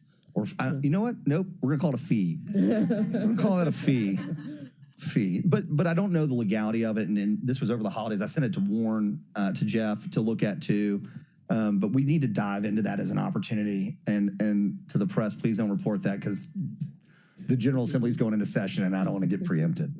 But we got to look into programs like that because we can't stop interstate commerce, but we can look at ways that we can deal with it. We talked about rapid rehousing, also rent stability programs. I don't want to call it rent controlled, but you've looked at the rental market, and Memphis isn't in a position like other cities where Nashville, Raleigh, Charlotte, Dallas, Denver, where they were overdeveloped. And so now those rental markets are softening. Ours is still very tight because we don't have a high supply pipeline for even middle income workforce housing. So I don't see that rent income coming down in Memphis. And so it's a huge problem for us. So we've got to figure out whether or not under the Landlord Tenant Act, there's any sort of opportunity for rent stability, or maybe it's through the authorizing bodies, which we've got way too many in too many different places. So we're going to look at this body is going to look at aggregating economic development. I'm just going to say that as plainly and bluntly as I can. And then lastly, and the big one that I really want to look into for the budget season, and when Gary pays me back the $20 million he owes us, I think the council needs to seriously consider taking 50% of that funding and putting in. It's either going to have to go to MHA or one of our quasi-governmental agencies, whether that be EDGE, the DMC, Health and Ed Board.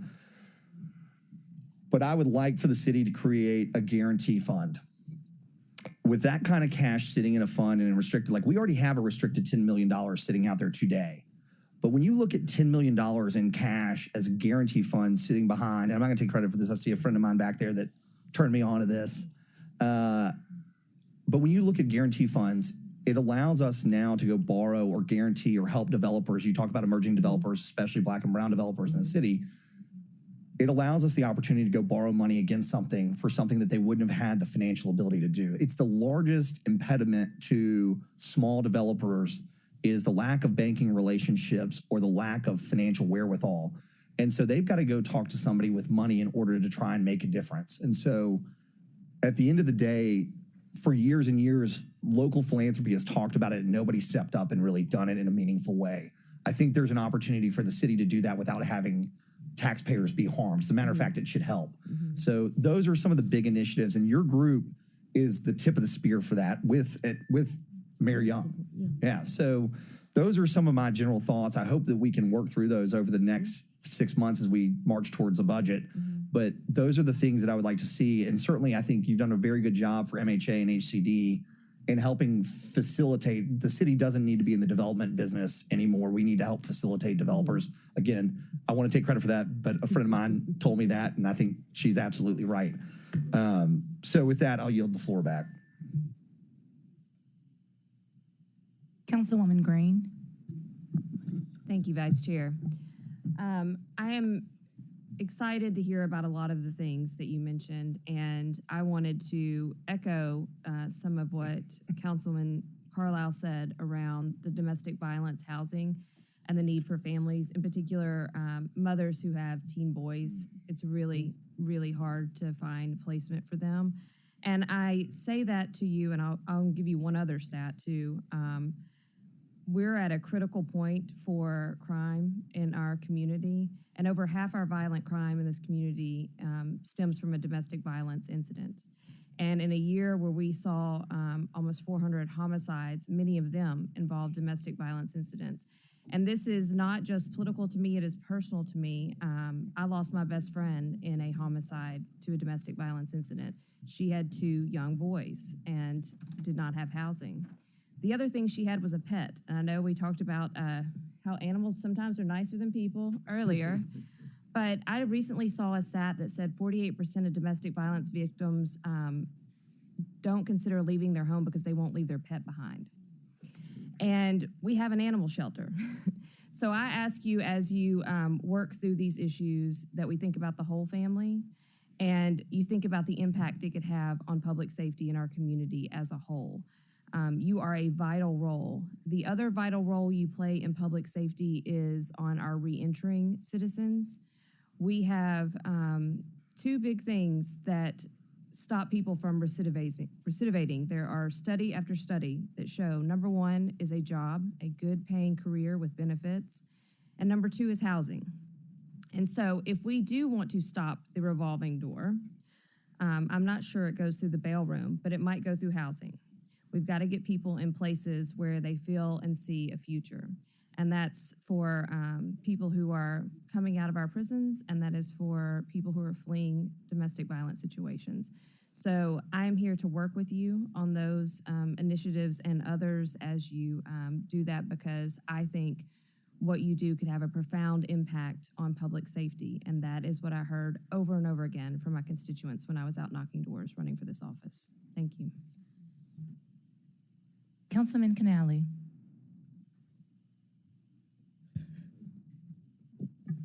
I just want to say that I would like in the future for you to let us know how we may be helpful in ensuring that you're able to maximize the funds that you are able to receive. And even if that means ways that staffing or whatever that looks like in terms of making sure that we maximize the funds that we're able to receive, for example, with the rental assistance program, and to make sure that we have the staffing necessary to be able to process those applications in great need so that we don't have to turn down money or try to shuffle and collaborate with us to figure out ways that we can do that, whether it's us collaborating with other partners that may be able to process some of those applications, or just coming to the council if it's something like a funding need. Of course, we keep saying that like we just have all the money in the world. But we would like to know that, because as Councilwoman Green stated, housing stability is very important to having a thriving city. And so we want to make sure that we're able to help with those initiatives. Thank you. Thank you. Any other comments? All right. Motion that we send all of these down without a recommendation. Second by Councilman Spinoza. All those in favor? Aye. Any objection? Thank you.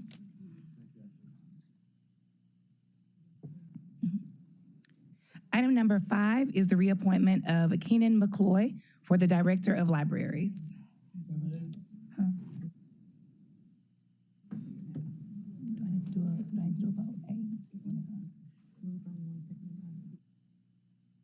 Moved by Warren, seconded by Councilwoman Swearingen Washington.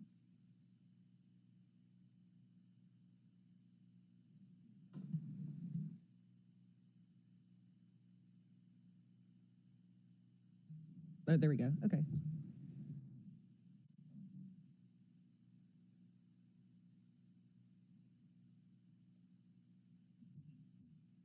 Should I go ahead? Okay. Good morning. I'm Keenan McCloy. I'm the Director of Memphis Public Libraries and have served in that post since 2008. I'm a graduate of University of California, Berkeley, and the Rhodes College Institute for Executive Leadership, and for Leadership Memphis's executive activities. I'm a person who just loves our community. I love Memphis so much. We're really focused at the library. We have about about 1.5 million books, 1.1 million checkouts annually. And we continue to grow. And we definitely are one of those divisions that says we will get to yes. I mean, almost no matter what, yes is going to become the answer. So we are really passionate about public service and literacy and equity and lifelong learning. So we've had about 85,000 people attended programs in the calendar year 2023. And we operate a service called Link 211, and it's just a vital resource. We have about 1,500 nonprofits that we partner with or refer people to. So many people are experiencing homelessness in Memphis. They are victims of domestic violence, the things that you're talking about. But the Link 211 staff have a great number of resources and can really connect you. We realize that we're trying to meet people where we are, and so where they are. And so we have hired 7 social workers, and that's not 7 full-time, but it's a combination of part-time and full-time at the areas or at the libraries where there's the greatest need and highest levels of poverty. So we have a great team. We also do a lot of outreach, partly for programming. We have a service called the Connect Crew, and they go around all of Shelby County, really. And you can do anything from get a library card on the spot. You can, just pretty much anything you could possibly want, can be done through the Connect Crew. They have music classes, they have art classes, they have, a lot of things. One of our pride and joys is Cloud 901, which is in the Ben Hook Central Library. Cloud 901 is a space that we created for 13 to 18-year-olds. 13 to 18 because we wanted to make sure that adults weren't necessarily there, and so that they could explore every kind of thing they wanted to do without having adults involved. So we do have a recording studio there. It's professional. We have an audio engineer for it. It's extremely popular. Lots of school kids from many different schools, public and private, come to the Ben Hook Central Library. And so they've been award-winning filmmakers, two young women, teenagers, actually entered a competition, and they won the award from Toyota for driver safety. I mean, $15,000 just because of their hard work. We have a video production lab, which is really amazing, and some of those movies have actually been award winners as well. So we also have a messy art space because we don't want all technology. So a lot of people there will, maybe build or craft, some kind of sculpture. People make their own manga magazines. They engage with people who are inspirational. I mean, the teen years are, they're delicate, and so it can be fiery and for a minute, and then it's just peace, love, and happiness. So the librarians who work there are just amazing. I mean, they really truly are. So we are really focused also on staff development. I mean, it's one of our most crucial things. This is for our internal staff and then also for the public. We offer a lot of public computer programs because so many people, especially seniors, don't know how to use devices that they may have. And so that's a wonderful thing. We have many programs that are in our meeting rooms at Ben Hooks. So we can hold about 300 people. We hold naturalization ceremonies there on a regular basis. And yet, we're bursting at the seams because we turn away about 300 nonprofits every year because of lack of space. And so it's something that we've been looking at and trying to figure out what we can do to make the Ben Hooks Library. We got some grant funding, so we're trying to see how we could sort of expand the offerings based on the funding that we do have for that.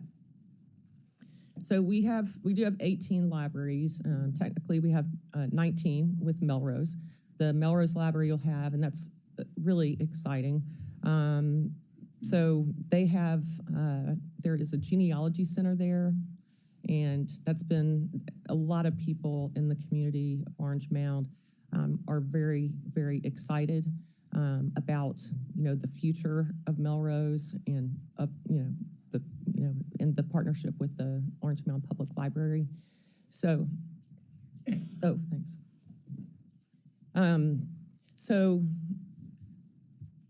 we like to partner with anyone who's willing to partner with us. So, the ideas that people have that others might never think of come to us and in partnership with so many. So Memphis Public Libraries is actually the only library system in the nation who's ever won the national medal twice. No other library has ever done that. We were, and I meant to send this to you all, but there's a nice Smithsonian, if you read Smithsonian Magazine, there's a great article by Richard Grant all about Memphis. And I think that contributed to, the national success that we've experienced.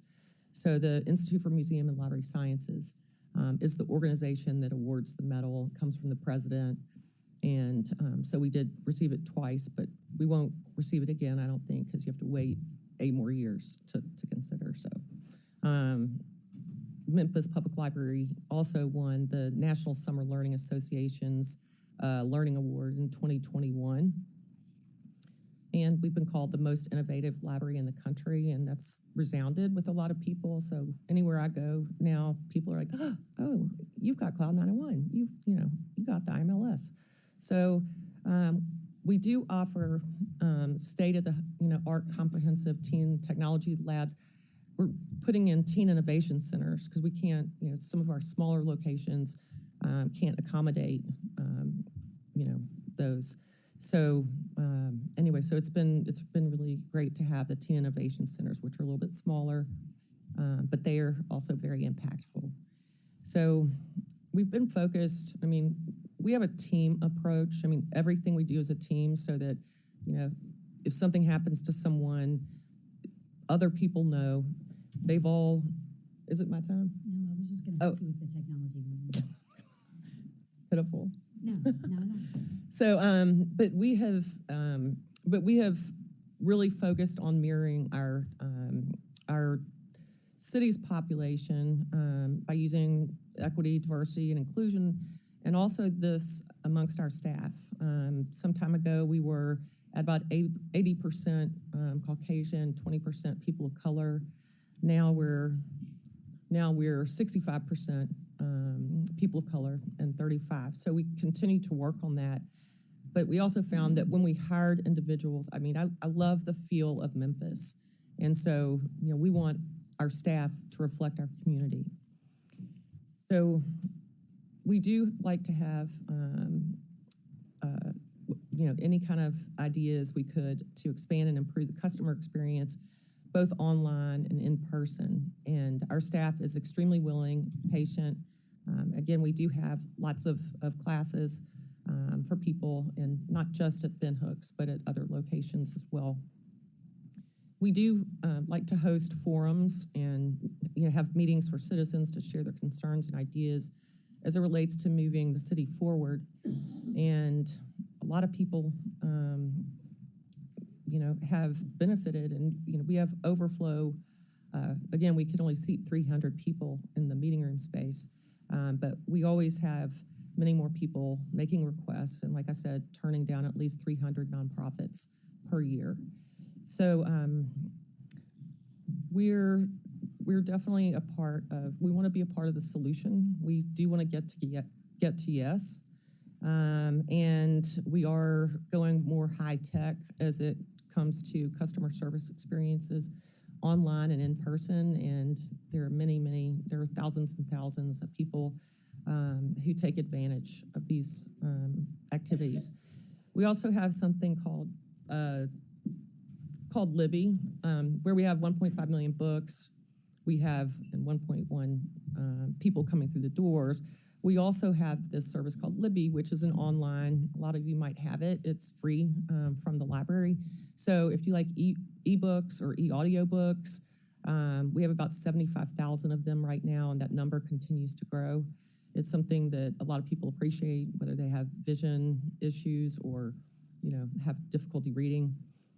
They can just listen to the books. So we're trying to do everything we can. Like right now, we're talking, we have the Fraser Library. Our fingers are crossed that the Fraser Library will open June 24th of 2024. Say it again. June 20, according to our contractor. All right. I know. Well, we're already so far after what was committed, but we're very optimistic. Yeah. So yeah, and then that's great. Mentioning LEED certification, the Fraser Library will be LEED certified. It's right across the street from Rodney Baber Park. It's got the Wolf Green Line, right behind it. So we're really excited about, people getting out to the outdoors. And so we're, thrilled about that. Melrose, like I said, has the genealogy center, and so we're not developing it, but the second and third floors of Melrose will be affordable rate housing for seniors. And so I think that'll be pretty magical because, with the different generations, we're planning for the traditional library as well in the Orange Mound Public Library, just so that, that there will be a children's area, a teen, a tween, and, history, and then genealogy. So we have a lot of exciting things that are going on. We are looking forward to and love to work with Housing and Community Development and Director Cash. So, we will be a part of the sort of Levi Southwest Twin development as well. So we have free legal clinics. It's pretty much anything you could possibly imagine or don't know where to find it.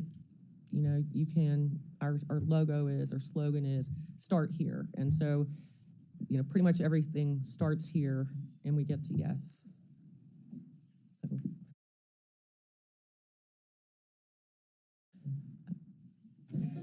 Thank you, Director McCoy. We have two and only two council members in the queue. Just Warren? Okay. And Walker. All right, Councilman Warren and then Councilman Walker. Thank you. Thank you, Director.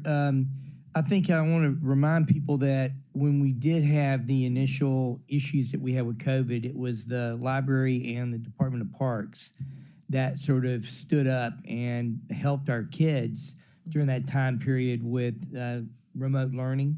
And I think that says a lot for what both of those departments were able to do. That's where kids got fed. That's where kids were able to continue their education. So thank you for that. As we move forward, if there's one thing or if there's more than one thing that you think that you need for us to be able to provide you with, please feel free to come. I don't want to put you on the spot right now because I think you listed like 5,000 things. So if you have 5,001 or two, please bring them to us because they've all been good ideas. Thank you, Madam Chair. Thank you, Chairman. Chairwoman Walker. Councilwoman Walker. No, go ahead. No, I just have to point out, I just had to celebrate Councilwoman Walker because she did work at Link and 211. So she knows exactly what's going on and the value of the service because she actually has lived it. So anyway, we're excited to have the partnership. Thank you for that. And I was going to share that. Yes, I am chair, and I am chair of the Library and Neighborhood Improvement Committee. So I'm looking forward to working with you. I can just go on and on about the library. Most people don't know that I used to work at the library, but you know, you can't put everything in your campaign literature. So, but I did want to ask you about the Job Link mobile unit. Are you all still doing that? Well, mentioning maintenance, we have the service JobLink, but we go remotely. The JobLink bus doesn't. The generator continues to have issues, so we don't take it on the road, but we do take staff on vans throughout the community so that we can, provide the same level of service, either at a different branch or at a community space of whatever sort. So, and we do have things, because I'm really personally committed to not having everything be about bin hooks. I love it. It's amazing. But I also love Gaston Park as much, and I love, all the other locations. And so we will go and schedule those visits whenever anybody wants them or else needs them or doesn't know how to start. So, we'll definitely, but that itself, the JobLink bus that's on the parking lot, is not, it is out of service. So what would it take to get it up and running? Director Adams, we can, if you can get us a breakdown, that sounds like yes, something ma'am. that's gonna be included in it. We will do an assessment. We'll look Chief Adams, I'm sorry. No. Everybody has a title. Everybody's important. We love everybody. It's fine. It's fine. I don't. We will take an assessment. We will look in library's budget, and then we will find a way to get it repaired. Okay. Okay. You definitely be able to get that to Councilwoman Walker. Yes, ma'am. So that she can be assured and that we're all supporting that. Gotcha. Councilwoman Walker, any other? I just want to say that I did work in the Link department, and the JobLink bus is an extension of that department, and I actually worked on the bus. So we were in rotation, and we would all go out into the community on that bus, and I enjoyed that as well. So thanks again for your presentation, and I look forward to working with you. Likewise. Thank you so much. Thank you, Councilwoman. So we have. Oh no. Chair, Director, come back. I just have one quick. Come back. Real quick. Councilman Warren. It used to be we had an outreach program to schools. Do we still have that? If so, how's it work? Is it remote, or are we sending buses? Well, we have staff who are focused on education, so they go to any it could be a kindergarten, through 12th. We do reach out. We also work with universities, but in terms of the youths, we're not sending buses to schools anymore, or anything like that. We don't have buses to send. No. Okay. Thank you. Thank you. Councilman Ford, and then Councilwoman Logan. Thanks, Chair. Director McCoy, I just want to thank you for all the work that you've done. This lady was here when I was here. I'm the oldest one up here. Yeah, she was here when I was on the council before. Really? She doesn't. Yes, she was here. She was supposed to retire, okay? They kept you because they needed you, okay? I commend you because you stay busy. And Councilwoman Walker, she's going to keep you going because, hey, she's doing a great job, and she's constantly doing other things within the library system to help everyone. And I just want to say thank you for a job well done, and I'm glad you're coming back this time to continue that work. Yeah, but she's getting old like me. Looks amazing. Doesn't she? Yeah, but she was here all that time. Thank you very much. Appreciate y'all. All right. That's all I got to say. I just want to thank you. Thank you. Thank you, Chair, and thank you for the work that you do. I really appreciate all that you all are doing in the communities. One thing I do want to make sure that we note is that the support that you do need. in terms of your facilities.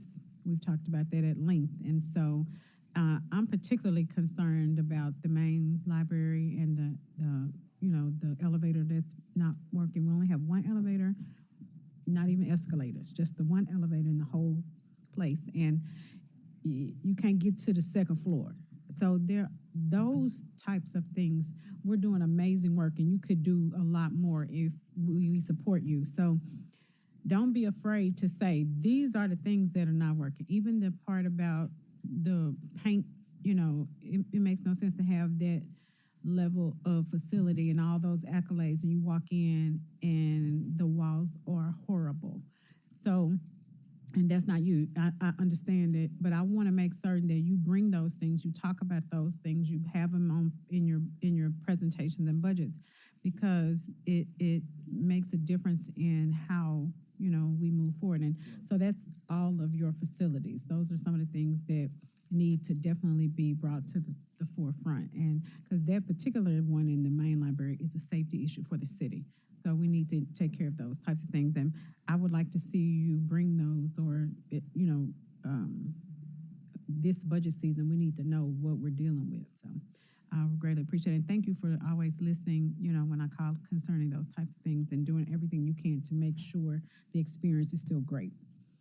Thank you. Thank you, Chair. Thank you, Councilwoman. You all, I would go ahead and move for item number 5, Director of Libraries reappointment to be sit down in 2 weeks without a recommendation. Move it. Second by Councilman Spinoza. All those in favor? Aye. Any opposed? All right. Thank you. Thank you, Director McClure. Be sent down in 2 weeks. Thank you all. All right, you all. Executive decision without contest, possibly. We're going to hear item number 6, and we're going to hold for 2 weeks items 7, 8, and 9 in the interest of time, and time only, and we will bring them back to committee. Yes. You can make I'm not going to commit to that right now. But we can talk in the interim in between that. But I'm not asking for the same 9 minutes when they come back. I'm just asking that in the interest of time, they come back in 2 weeks. Any opposed with that opposition? All right. So items 7, 8, and 9, solid waste, parks, neighborhoods, and public works will be heard on the 23rd. All right. So now we have last item in this committee for today. Director of Division of Planning and Development, reappointment of John Zena. Can I get a motion in a second? Move it. Motion by Chairman Smiley, second by Spinoza. Director Zena, your name and address for the record, and you can go ahead and start. Floor is Thank yours. you. John Zena, Director of Division of Planning and Development. My home address is 3196 Cowden Avenue, Memphis. First, I want to thank you all for taking some time to hear from me today. I want to thank Mayor Young for his trust in me to continue in this position as Director of Planning and Development. And I just want to say that I have the privilege every day of working with 174 outstanding staff members in the Division of Planning and Development. A little bit of my background. I grew up in Alabama, and I moved here in 1999 to attend Rhodes College. Shortly after that, I attended the University of Memphis to get my master's in city and regional planning. Incidentally, that is where I met Mayor Young. We were classmates together at the University of Memphis. For 20 years since, I will say that one of us won the Outstanding Student Award. I don't know which one. All right, so for the last 20 years, I've worked in planning here in Memphis, and when anyone asks me if I'm a native Memphian, at this point, I've been here most of my life, so I'll go ahead and just say yes. For the last 6 years, I've been the Director of the Division of Planning and Development. For 2 years prior to that, I was the Deputy Director. And I've had such a great experience being the director and working alongside all of my colleagues in the division as well as the city and county government. One of my goals for the next 4 years is even though I am a joint city and county director, and a lot of my functions are housed in the county budget or through county programs, one of my goals is to make sure that you, the city council, are more aware of the work that we do in planning and development outside of what you're going to see, every couple of weeks in the Planning and Zoning Committee. And so with that, I want to give a brief introduction to what DPD does in its entirety. Of course, we do long-range land use and community development planning for the city and county. We do zoning administration, entitlements, and enforcement for the city and county. We do construction, permitting, and inspections for the city and county, as well as 4 of the suburbs of the county.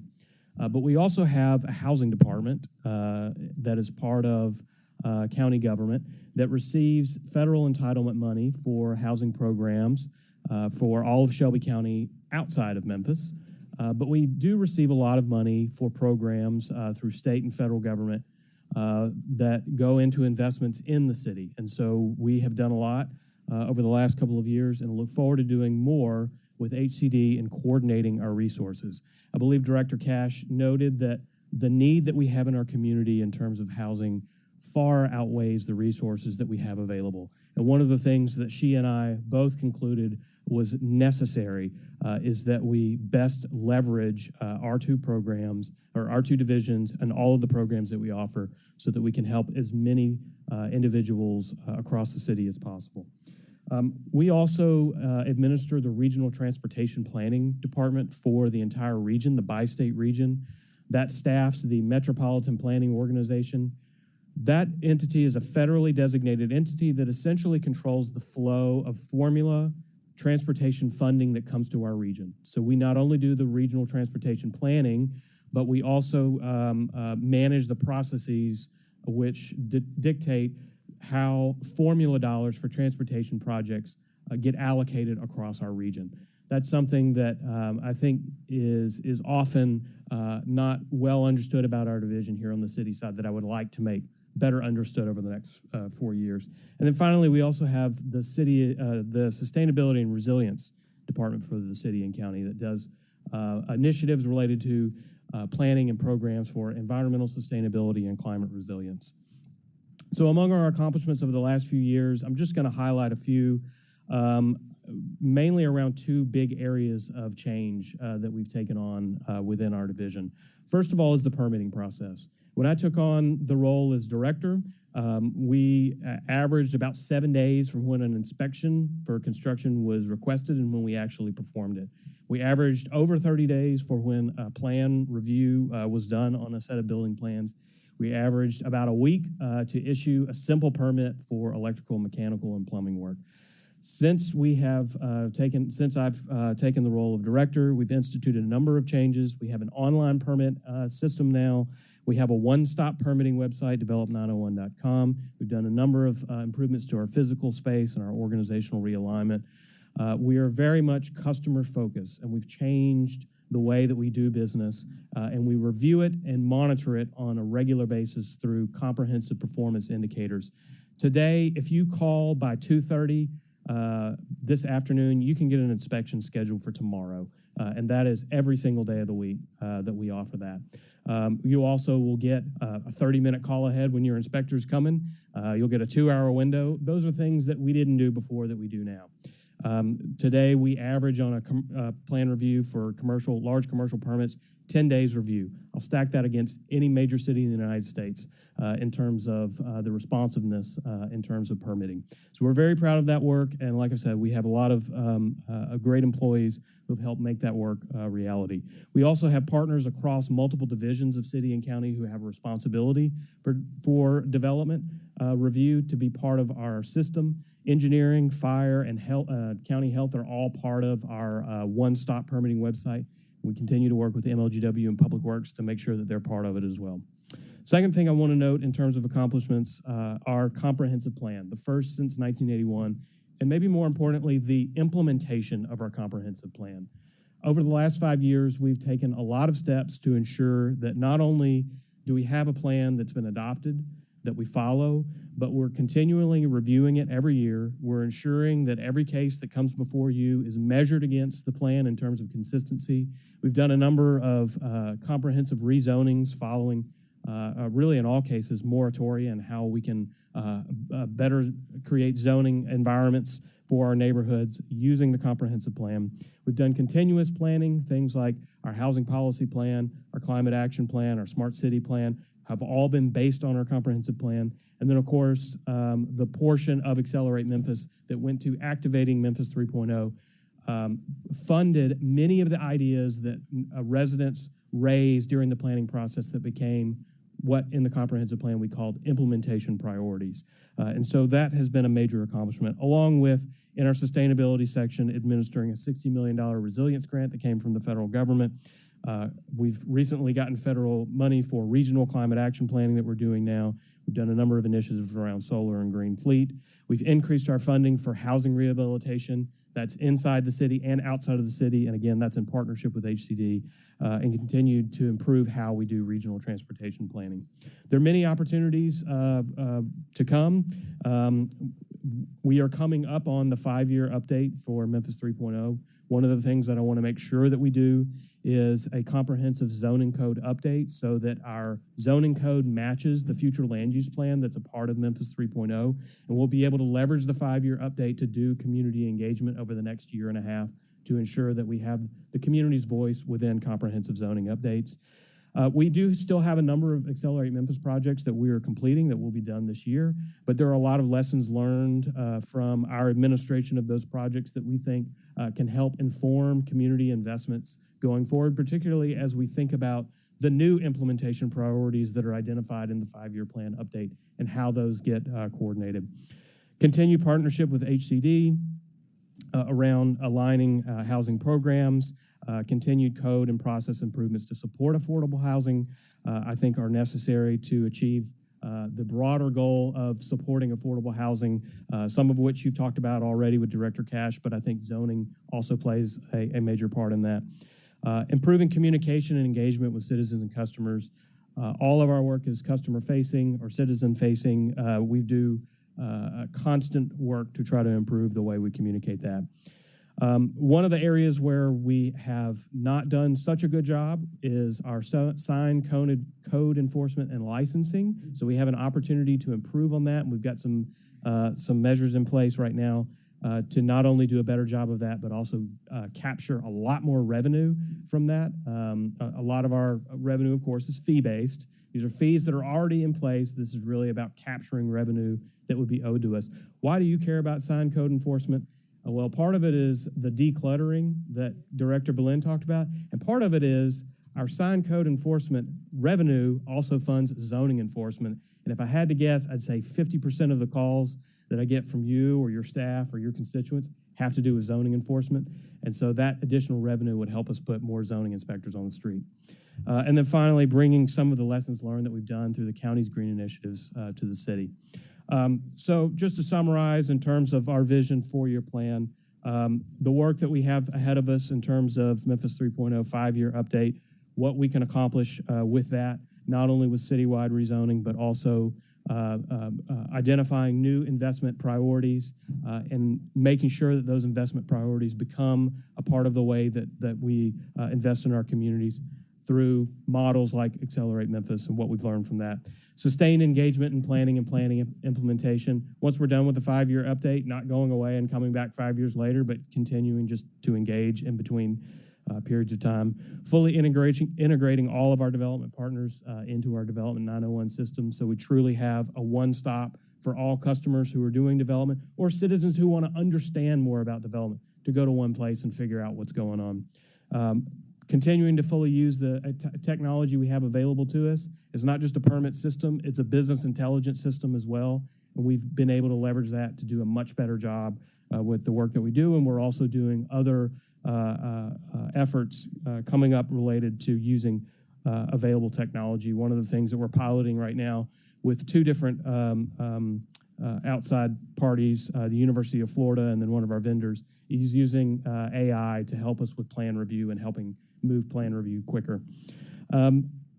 increasing our funding in support of housing construction and rehab, again, in partnership with HCD, better leveraging our federal transportation dollars for planning and investment. And by that, I not only mean the things that we go after in terms of competitive, but making better use of the dollars that come to us through formula, the easy dollars that we can put on the street to make sure that we're getting our fair share in terms of transportation funding. And then finally, continuing to invest in green initiatives across all of our sectors of energy, transportation, and waste. Talked a little bit about solar and green fleet, but also we're working with the Division of Solid Waste on a regional solid waste plan now to help move toward a goal of zero waste for the region. And that that regional solid waste plan will help us be able to meet those goals. Thank you, Director. Thank you. Thank you for the work that you've been doing, and especially I wanted to highlight the extensive work that you did when we looked at rezoning and downzoning a lot of our areas in all parts of the city. But especially, I was thankful for that because when you talk about downzoning from areas that have been originally industrial, heavy industrial, and being able to think about different uses for those and not returning back to options that we may just think are our only options, things that have to do with it, and looking towards the green initiative. So thank you for that. Thank you. Folks we have in the queue are Councilman Carlisle, Councilwoman Green, Councilwoman Swearinger-Washington, and lastly, Councilwoman Walker. Thank you, Madam Chair. Director Zena. How are you, John? Your group is interesting in how you're structured and everything, and it's fascinating. You know, Mayor Strickland talked a lot about the unemployment rate, which is the way we track the economy. But I think for local government, one of the most important ways we track the economy is flow through your department. If you want to see the economic vitality, you can look at the permits and zoning department. If we've got a bunch of zoning cases and a bunch of permits being pulled, we know that we're tracking the right way. And if we see a dip, and I think that's important, and I think it shouldn't go lost on anybody. We talked about this at the beginning of my term, but getting the implementation of Develop 901 in place and processing permits is critical, not only by putting projects online, but also collecting those revenues in a timely manner that help fund government services. So that's not lost on me one iota. I should know this, but do we track and publish that data at all? We do. Okay. So I mentioned we use our permit system as a business intelligence tool. One of the items that we report for the mayor's dashboard every month is building permit valuation. Yeah. And so you've asked me before about raw permit numbers, and it's difficult to use that as a good indicator because a lot of times, it's really about the value of the project. But we do track that, and that's information that not only we look at internally, but also, with the mayor's office.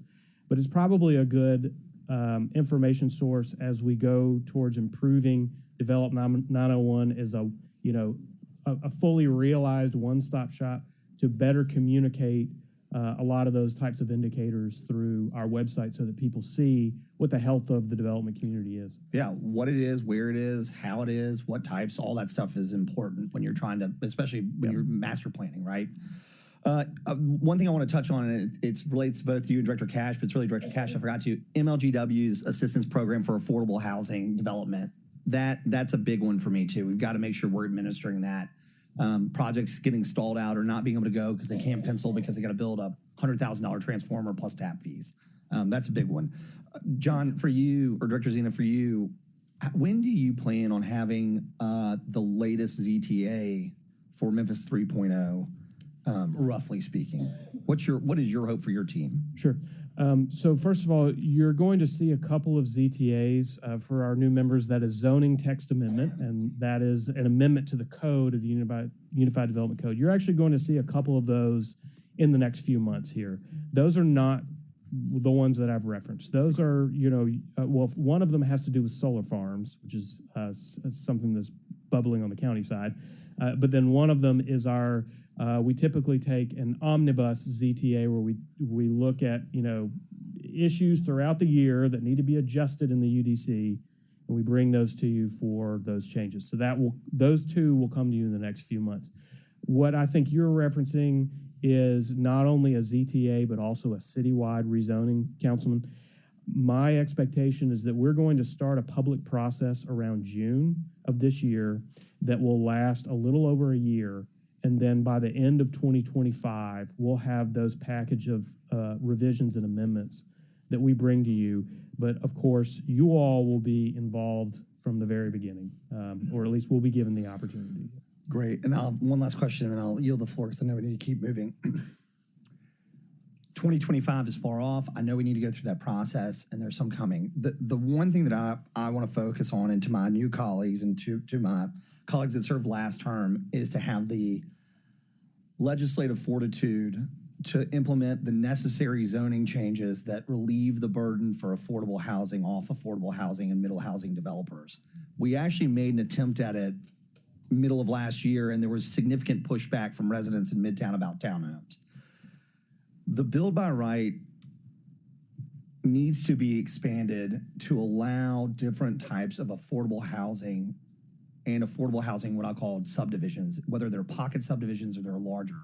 These are things that we talk about, and then and that was a really good litmus test for us, and we should have passed it. We amended it, and I think we worked with the neighborhood, but ultimately, I think it was a disservice to developers that work in that space. So I'll speak for myself, for you and me, or for you and I, I'd really like to have more of a substantive conversation. And I've said this before, you guys, with all due respect to Mayor Young, don't have to make all those decisions in your echo chamber and bring it to us.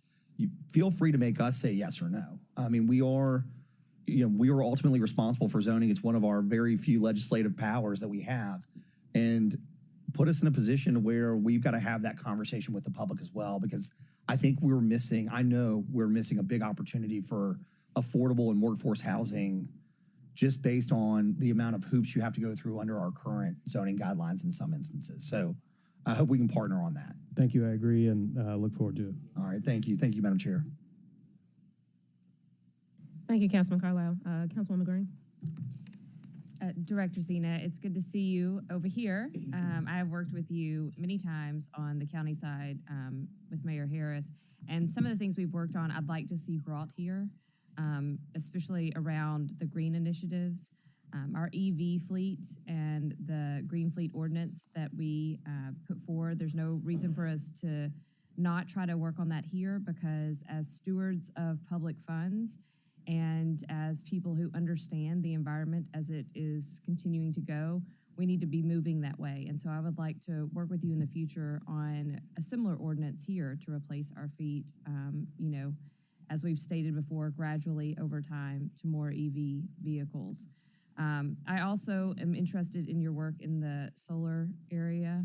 I was telling some colleagues earlier this week that there's a small town in Arkansas, and they were having a hard time. They put solar panels on top of their school, and now they've been able to recoup so much cost that each teacher is getting a $2,000 raise. So there are ways and places that we can be better stewards of our money and be green, and I would like to be able to work with you on those initiatives, because I think that's a space that we need to be moving forward in the future in our community. So I look forward to continuing what we've done on the other side of the street over here. Likewise. Thank you. Thank you, Councilwoman Green. Councilwoman Walker and Councilwoman Logan. Yes, Director Zena, I'm just so...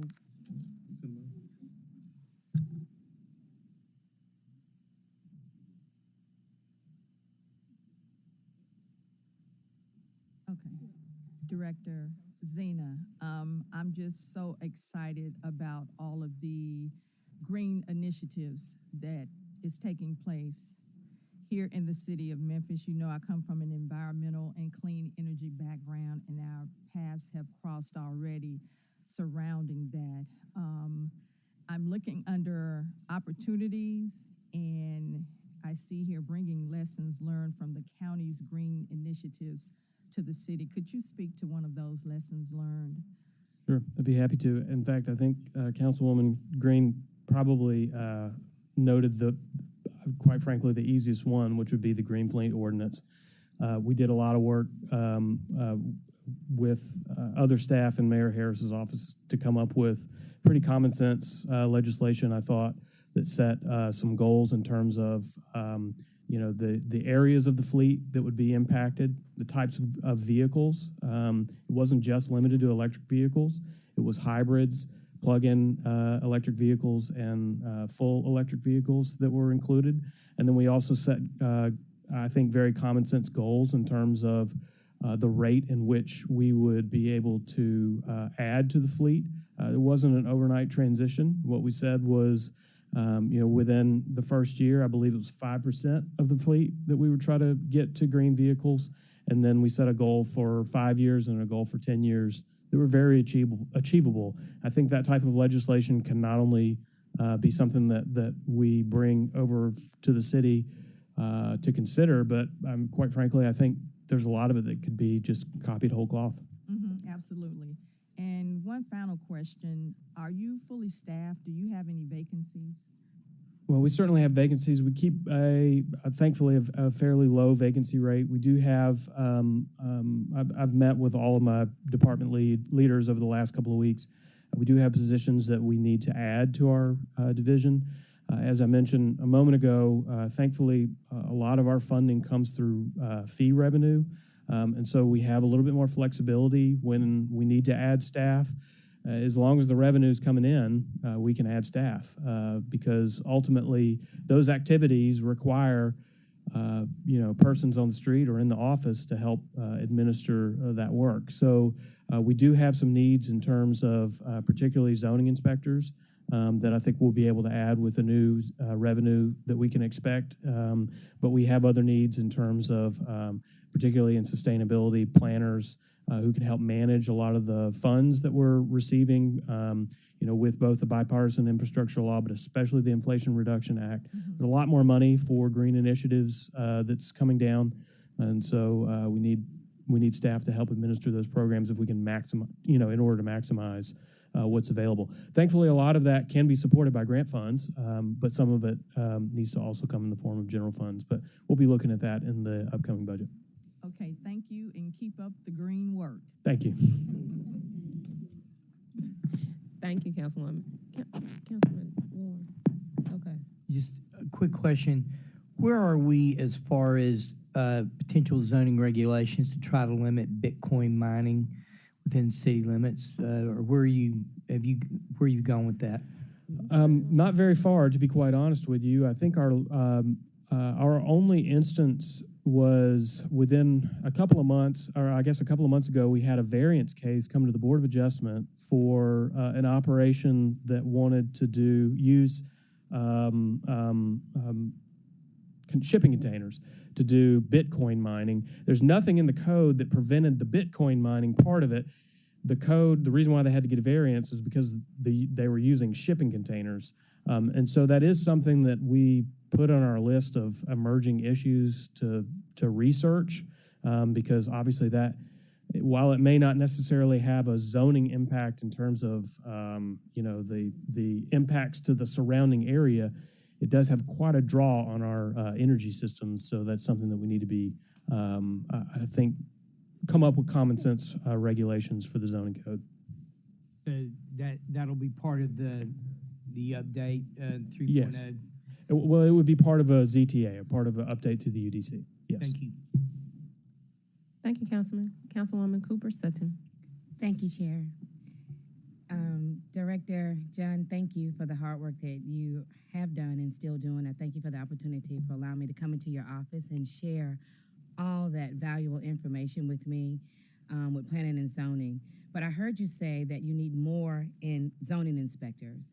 Is there a particular number, and have you published, and have you put in some type of initiative or program where we can start looking for more inspectors? And how fast are you planning on filling these positions? Sure. So the genesis of needing more zoning inspectors is going to come from a operation that we're working on now to inventory signs throughout the city and county. So as I mentioned, we collect fees for business signs and billboards for not only the sign permit, but also every business sign is required to get an annual license and pay an annual license fee, and that's under the current code. A couple of years ago, we did a pilot on two major commercial corridors, Elvis Presley Boulevard between Brooks and Shelby Drive, and then Poplar Avenue between East Parkway and Highland. What we did was counted the number of business signs and compared it to our license database to understand how short were we in terms of accurately having all licenses. And what we found was we were missing about 2/3 of the signs in those two segments. So what that has done is a couple of things. First of all, it allowed us to go ahead and do some sign code enforcement on those two segments. And I have to say, I think there's probably about half a dozen vacant signs that are gone now from that stretch of Elvis Presley Boulevard, which we're pretty excited about. But it also helped us create a scope of work. We have the University of Memphis now doing an inventory of signs throughout the city. They're about 30% of the way through. They found similar numbers, about 2/3 are missing from our license database. So we're going to be able to capture a lot of fee revenue once we start sending out invoices for those sign licenses. And that fee revenue is going to help us to be able to add positions to be able to support not only to be able to fulfill the use of those funds, but also all of those signs that are licensed every year have to be inspected. And so that is an immediate need that we'll have to fill. So that will go into next year's budget, July 1st. We typically don't have too many issues hiring zoning inspectors. That is one position that we keep pretty well staffed. So in this instance, though, we may be, I'm afraid to put it on the record, we may be doubling that staff. And so there may be some growing pains in terms of adding 8 more zoning inspectors. I have one more question. When I came to your department, your staff seemed so happy, your morale and the culture, and maybe you can share that with some of your other colleagues on how to continue to keep that going. I was very impressed with that, and thank you again. I yield the floor. If I may just say thank you for saying that, and if I may, that it wasn't on my accomplishment slide, but it's probably the thing that I'm most proud of. Thank you, Councilwoman. Thank you. All right, colleagues, with no other. Okay, I didn't know if you press your mic or not. With no one else in the queue, I move for this to be sent down with no recommendation. Second by Chairman Smiley. All those in favor? Aye. Any opposed? All right, one no. No. Okay. Okay. No to the object. Okay, I got you. I got you, Councilwoman. Okay. That'll be sent down in 2 weeks with no recommendation. As said earlier, items 7 through 9 will be heard in committee on the 23rd.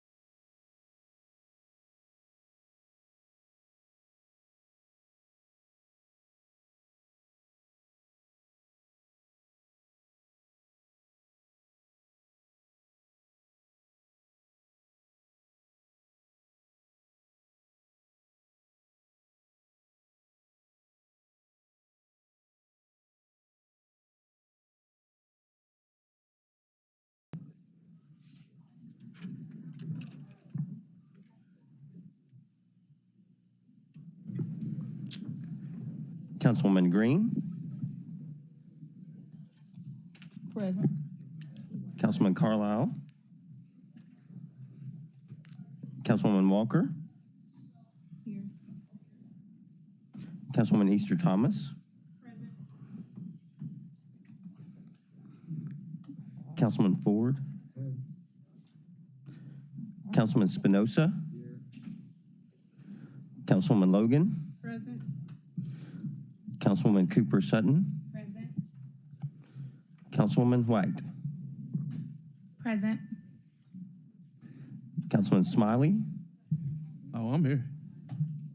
Councilwoman Swearingen Washington. Present. Councilman Warren. Present. And Chair Canale.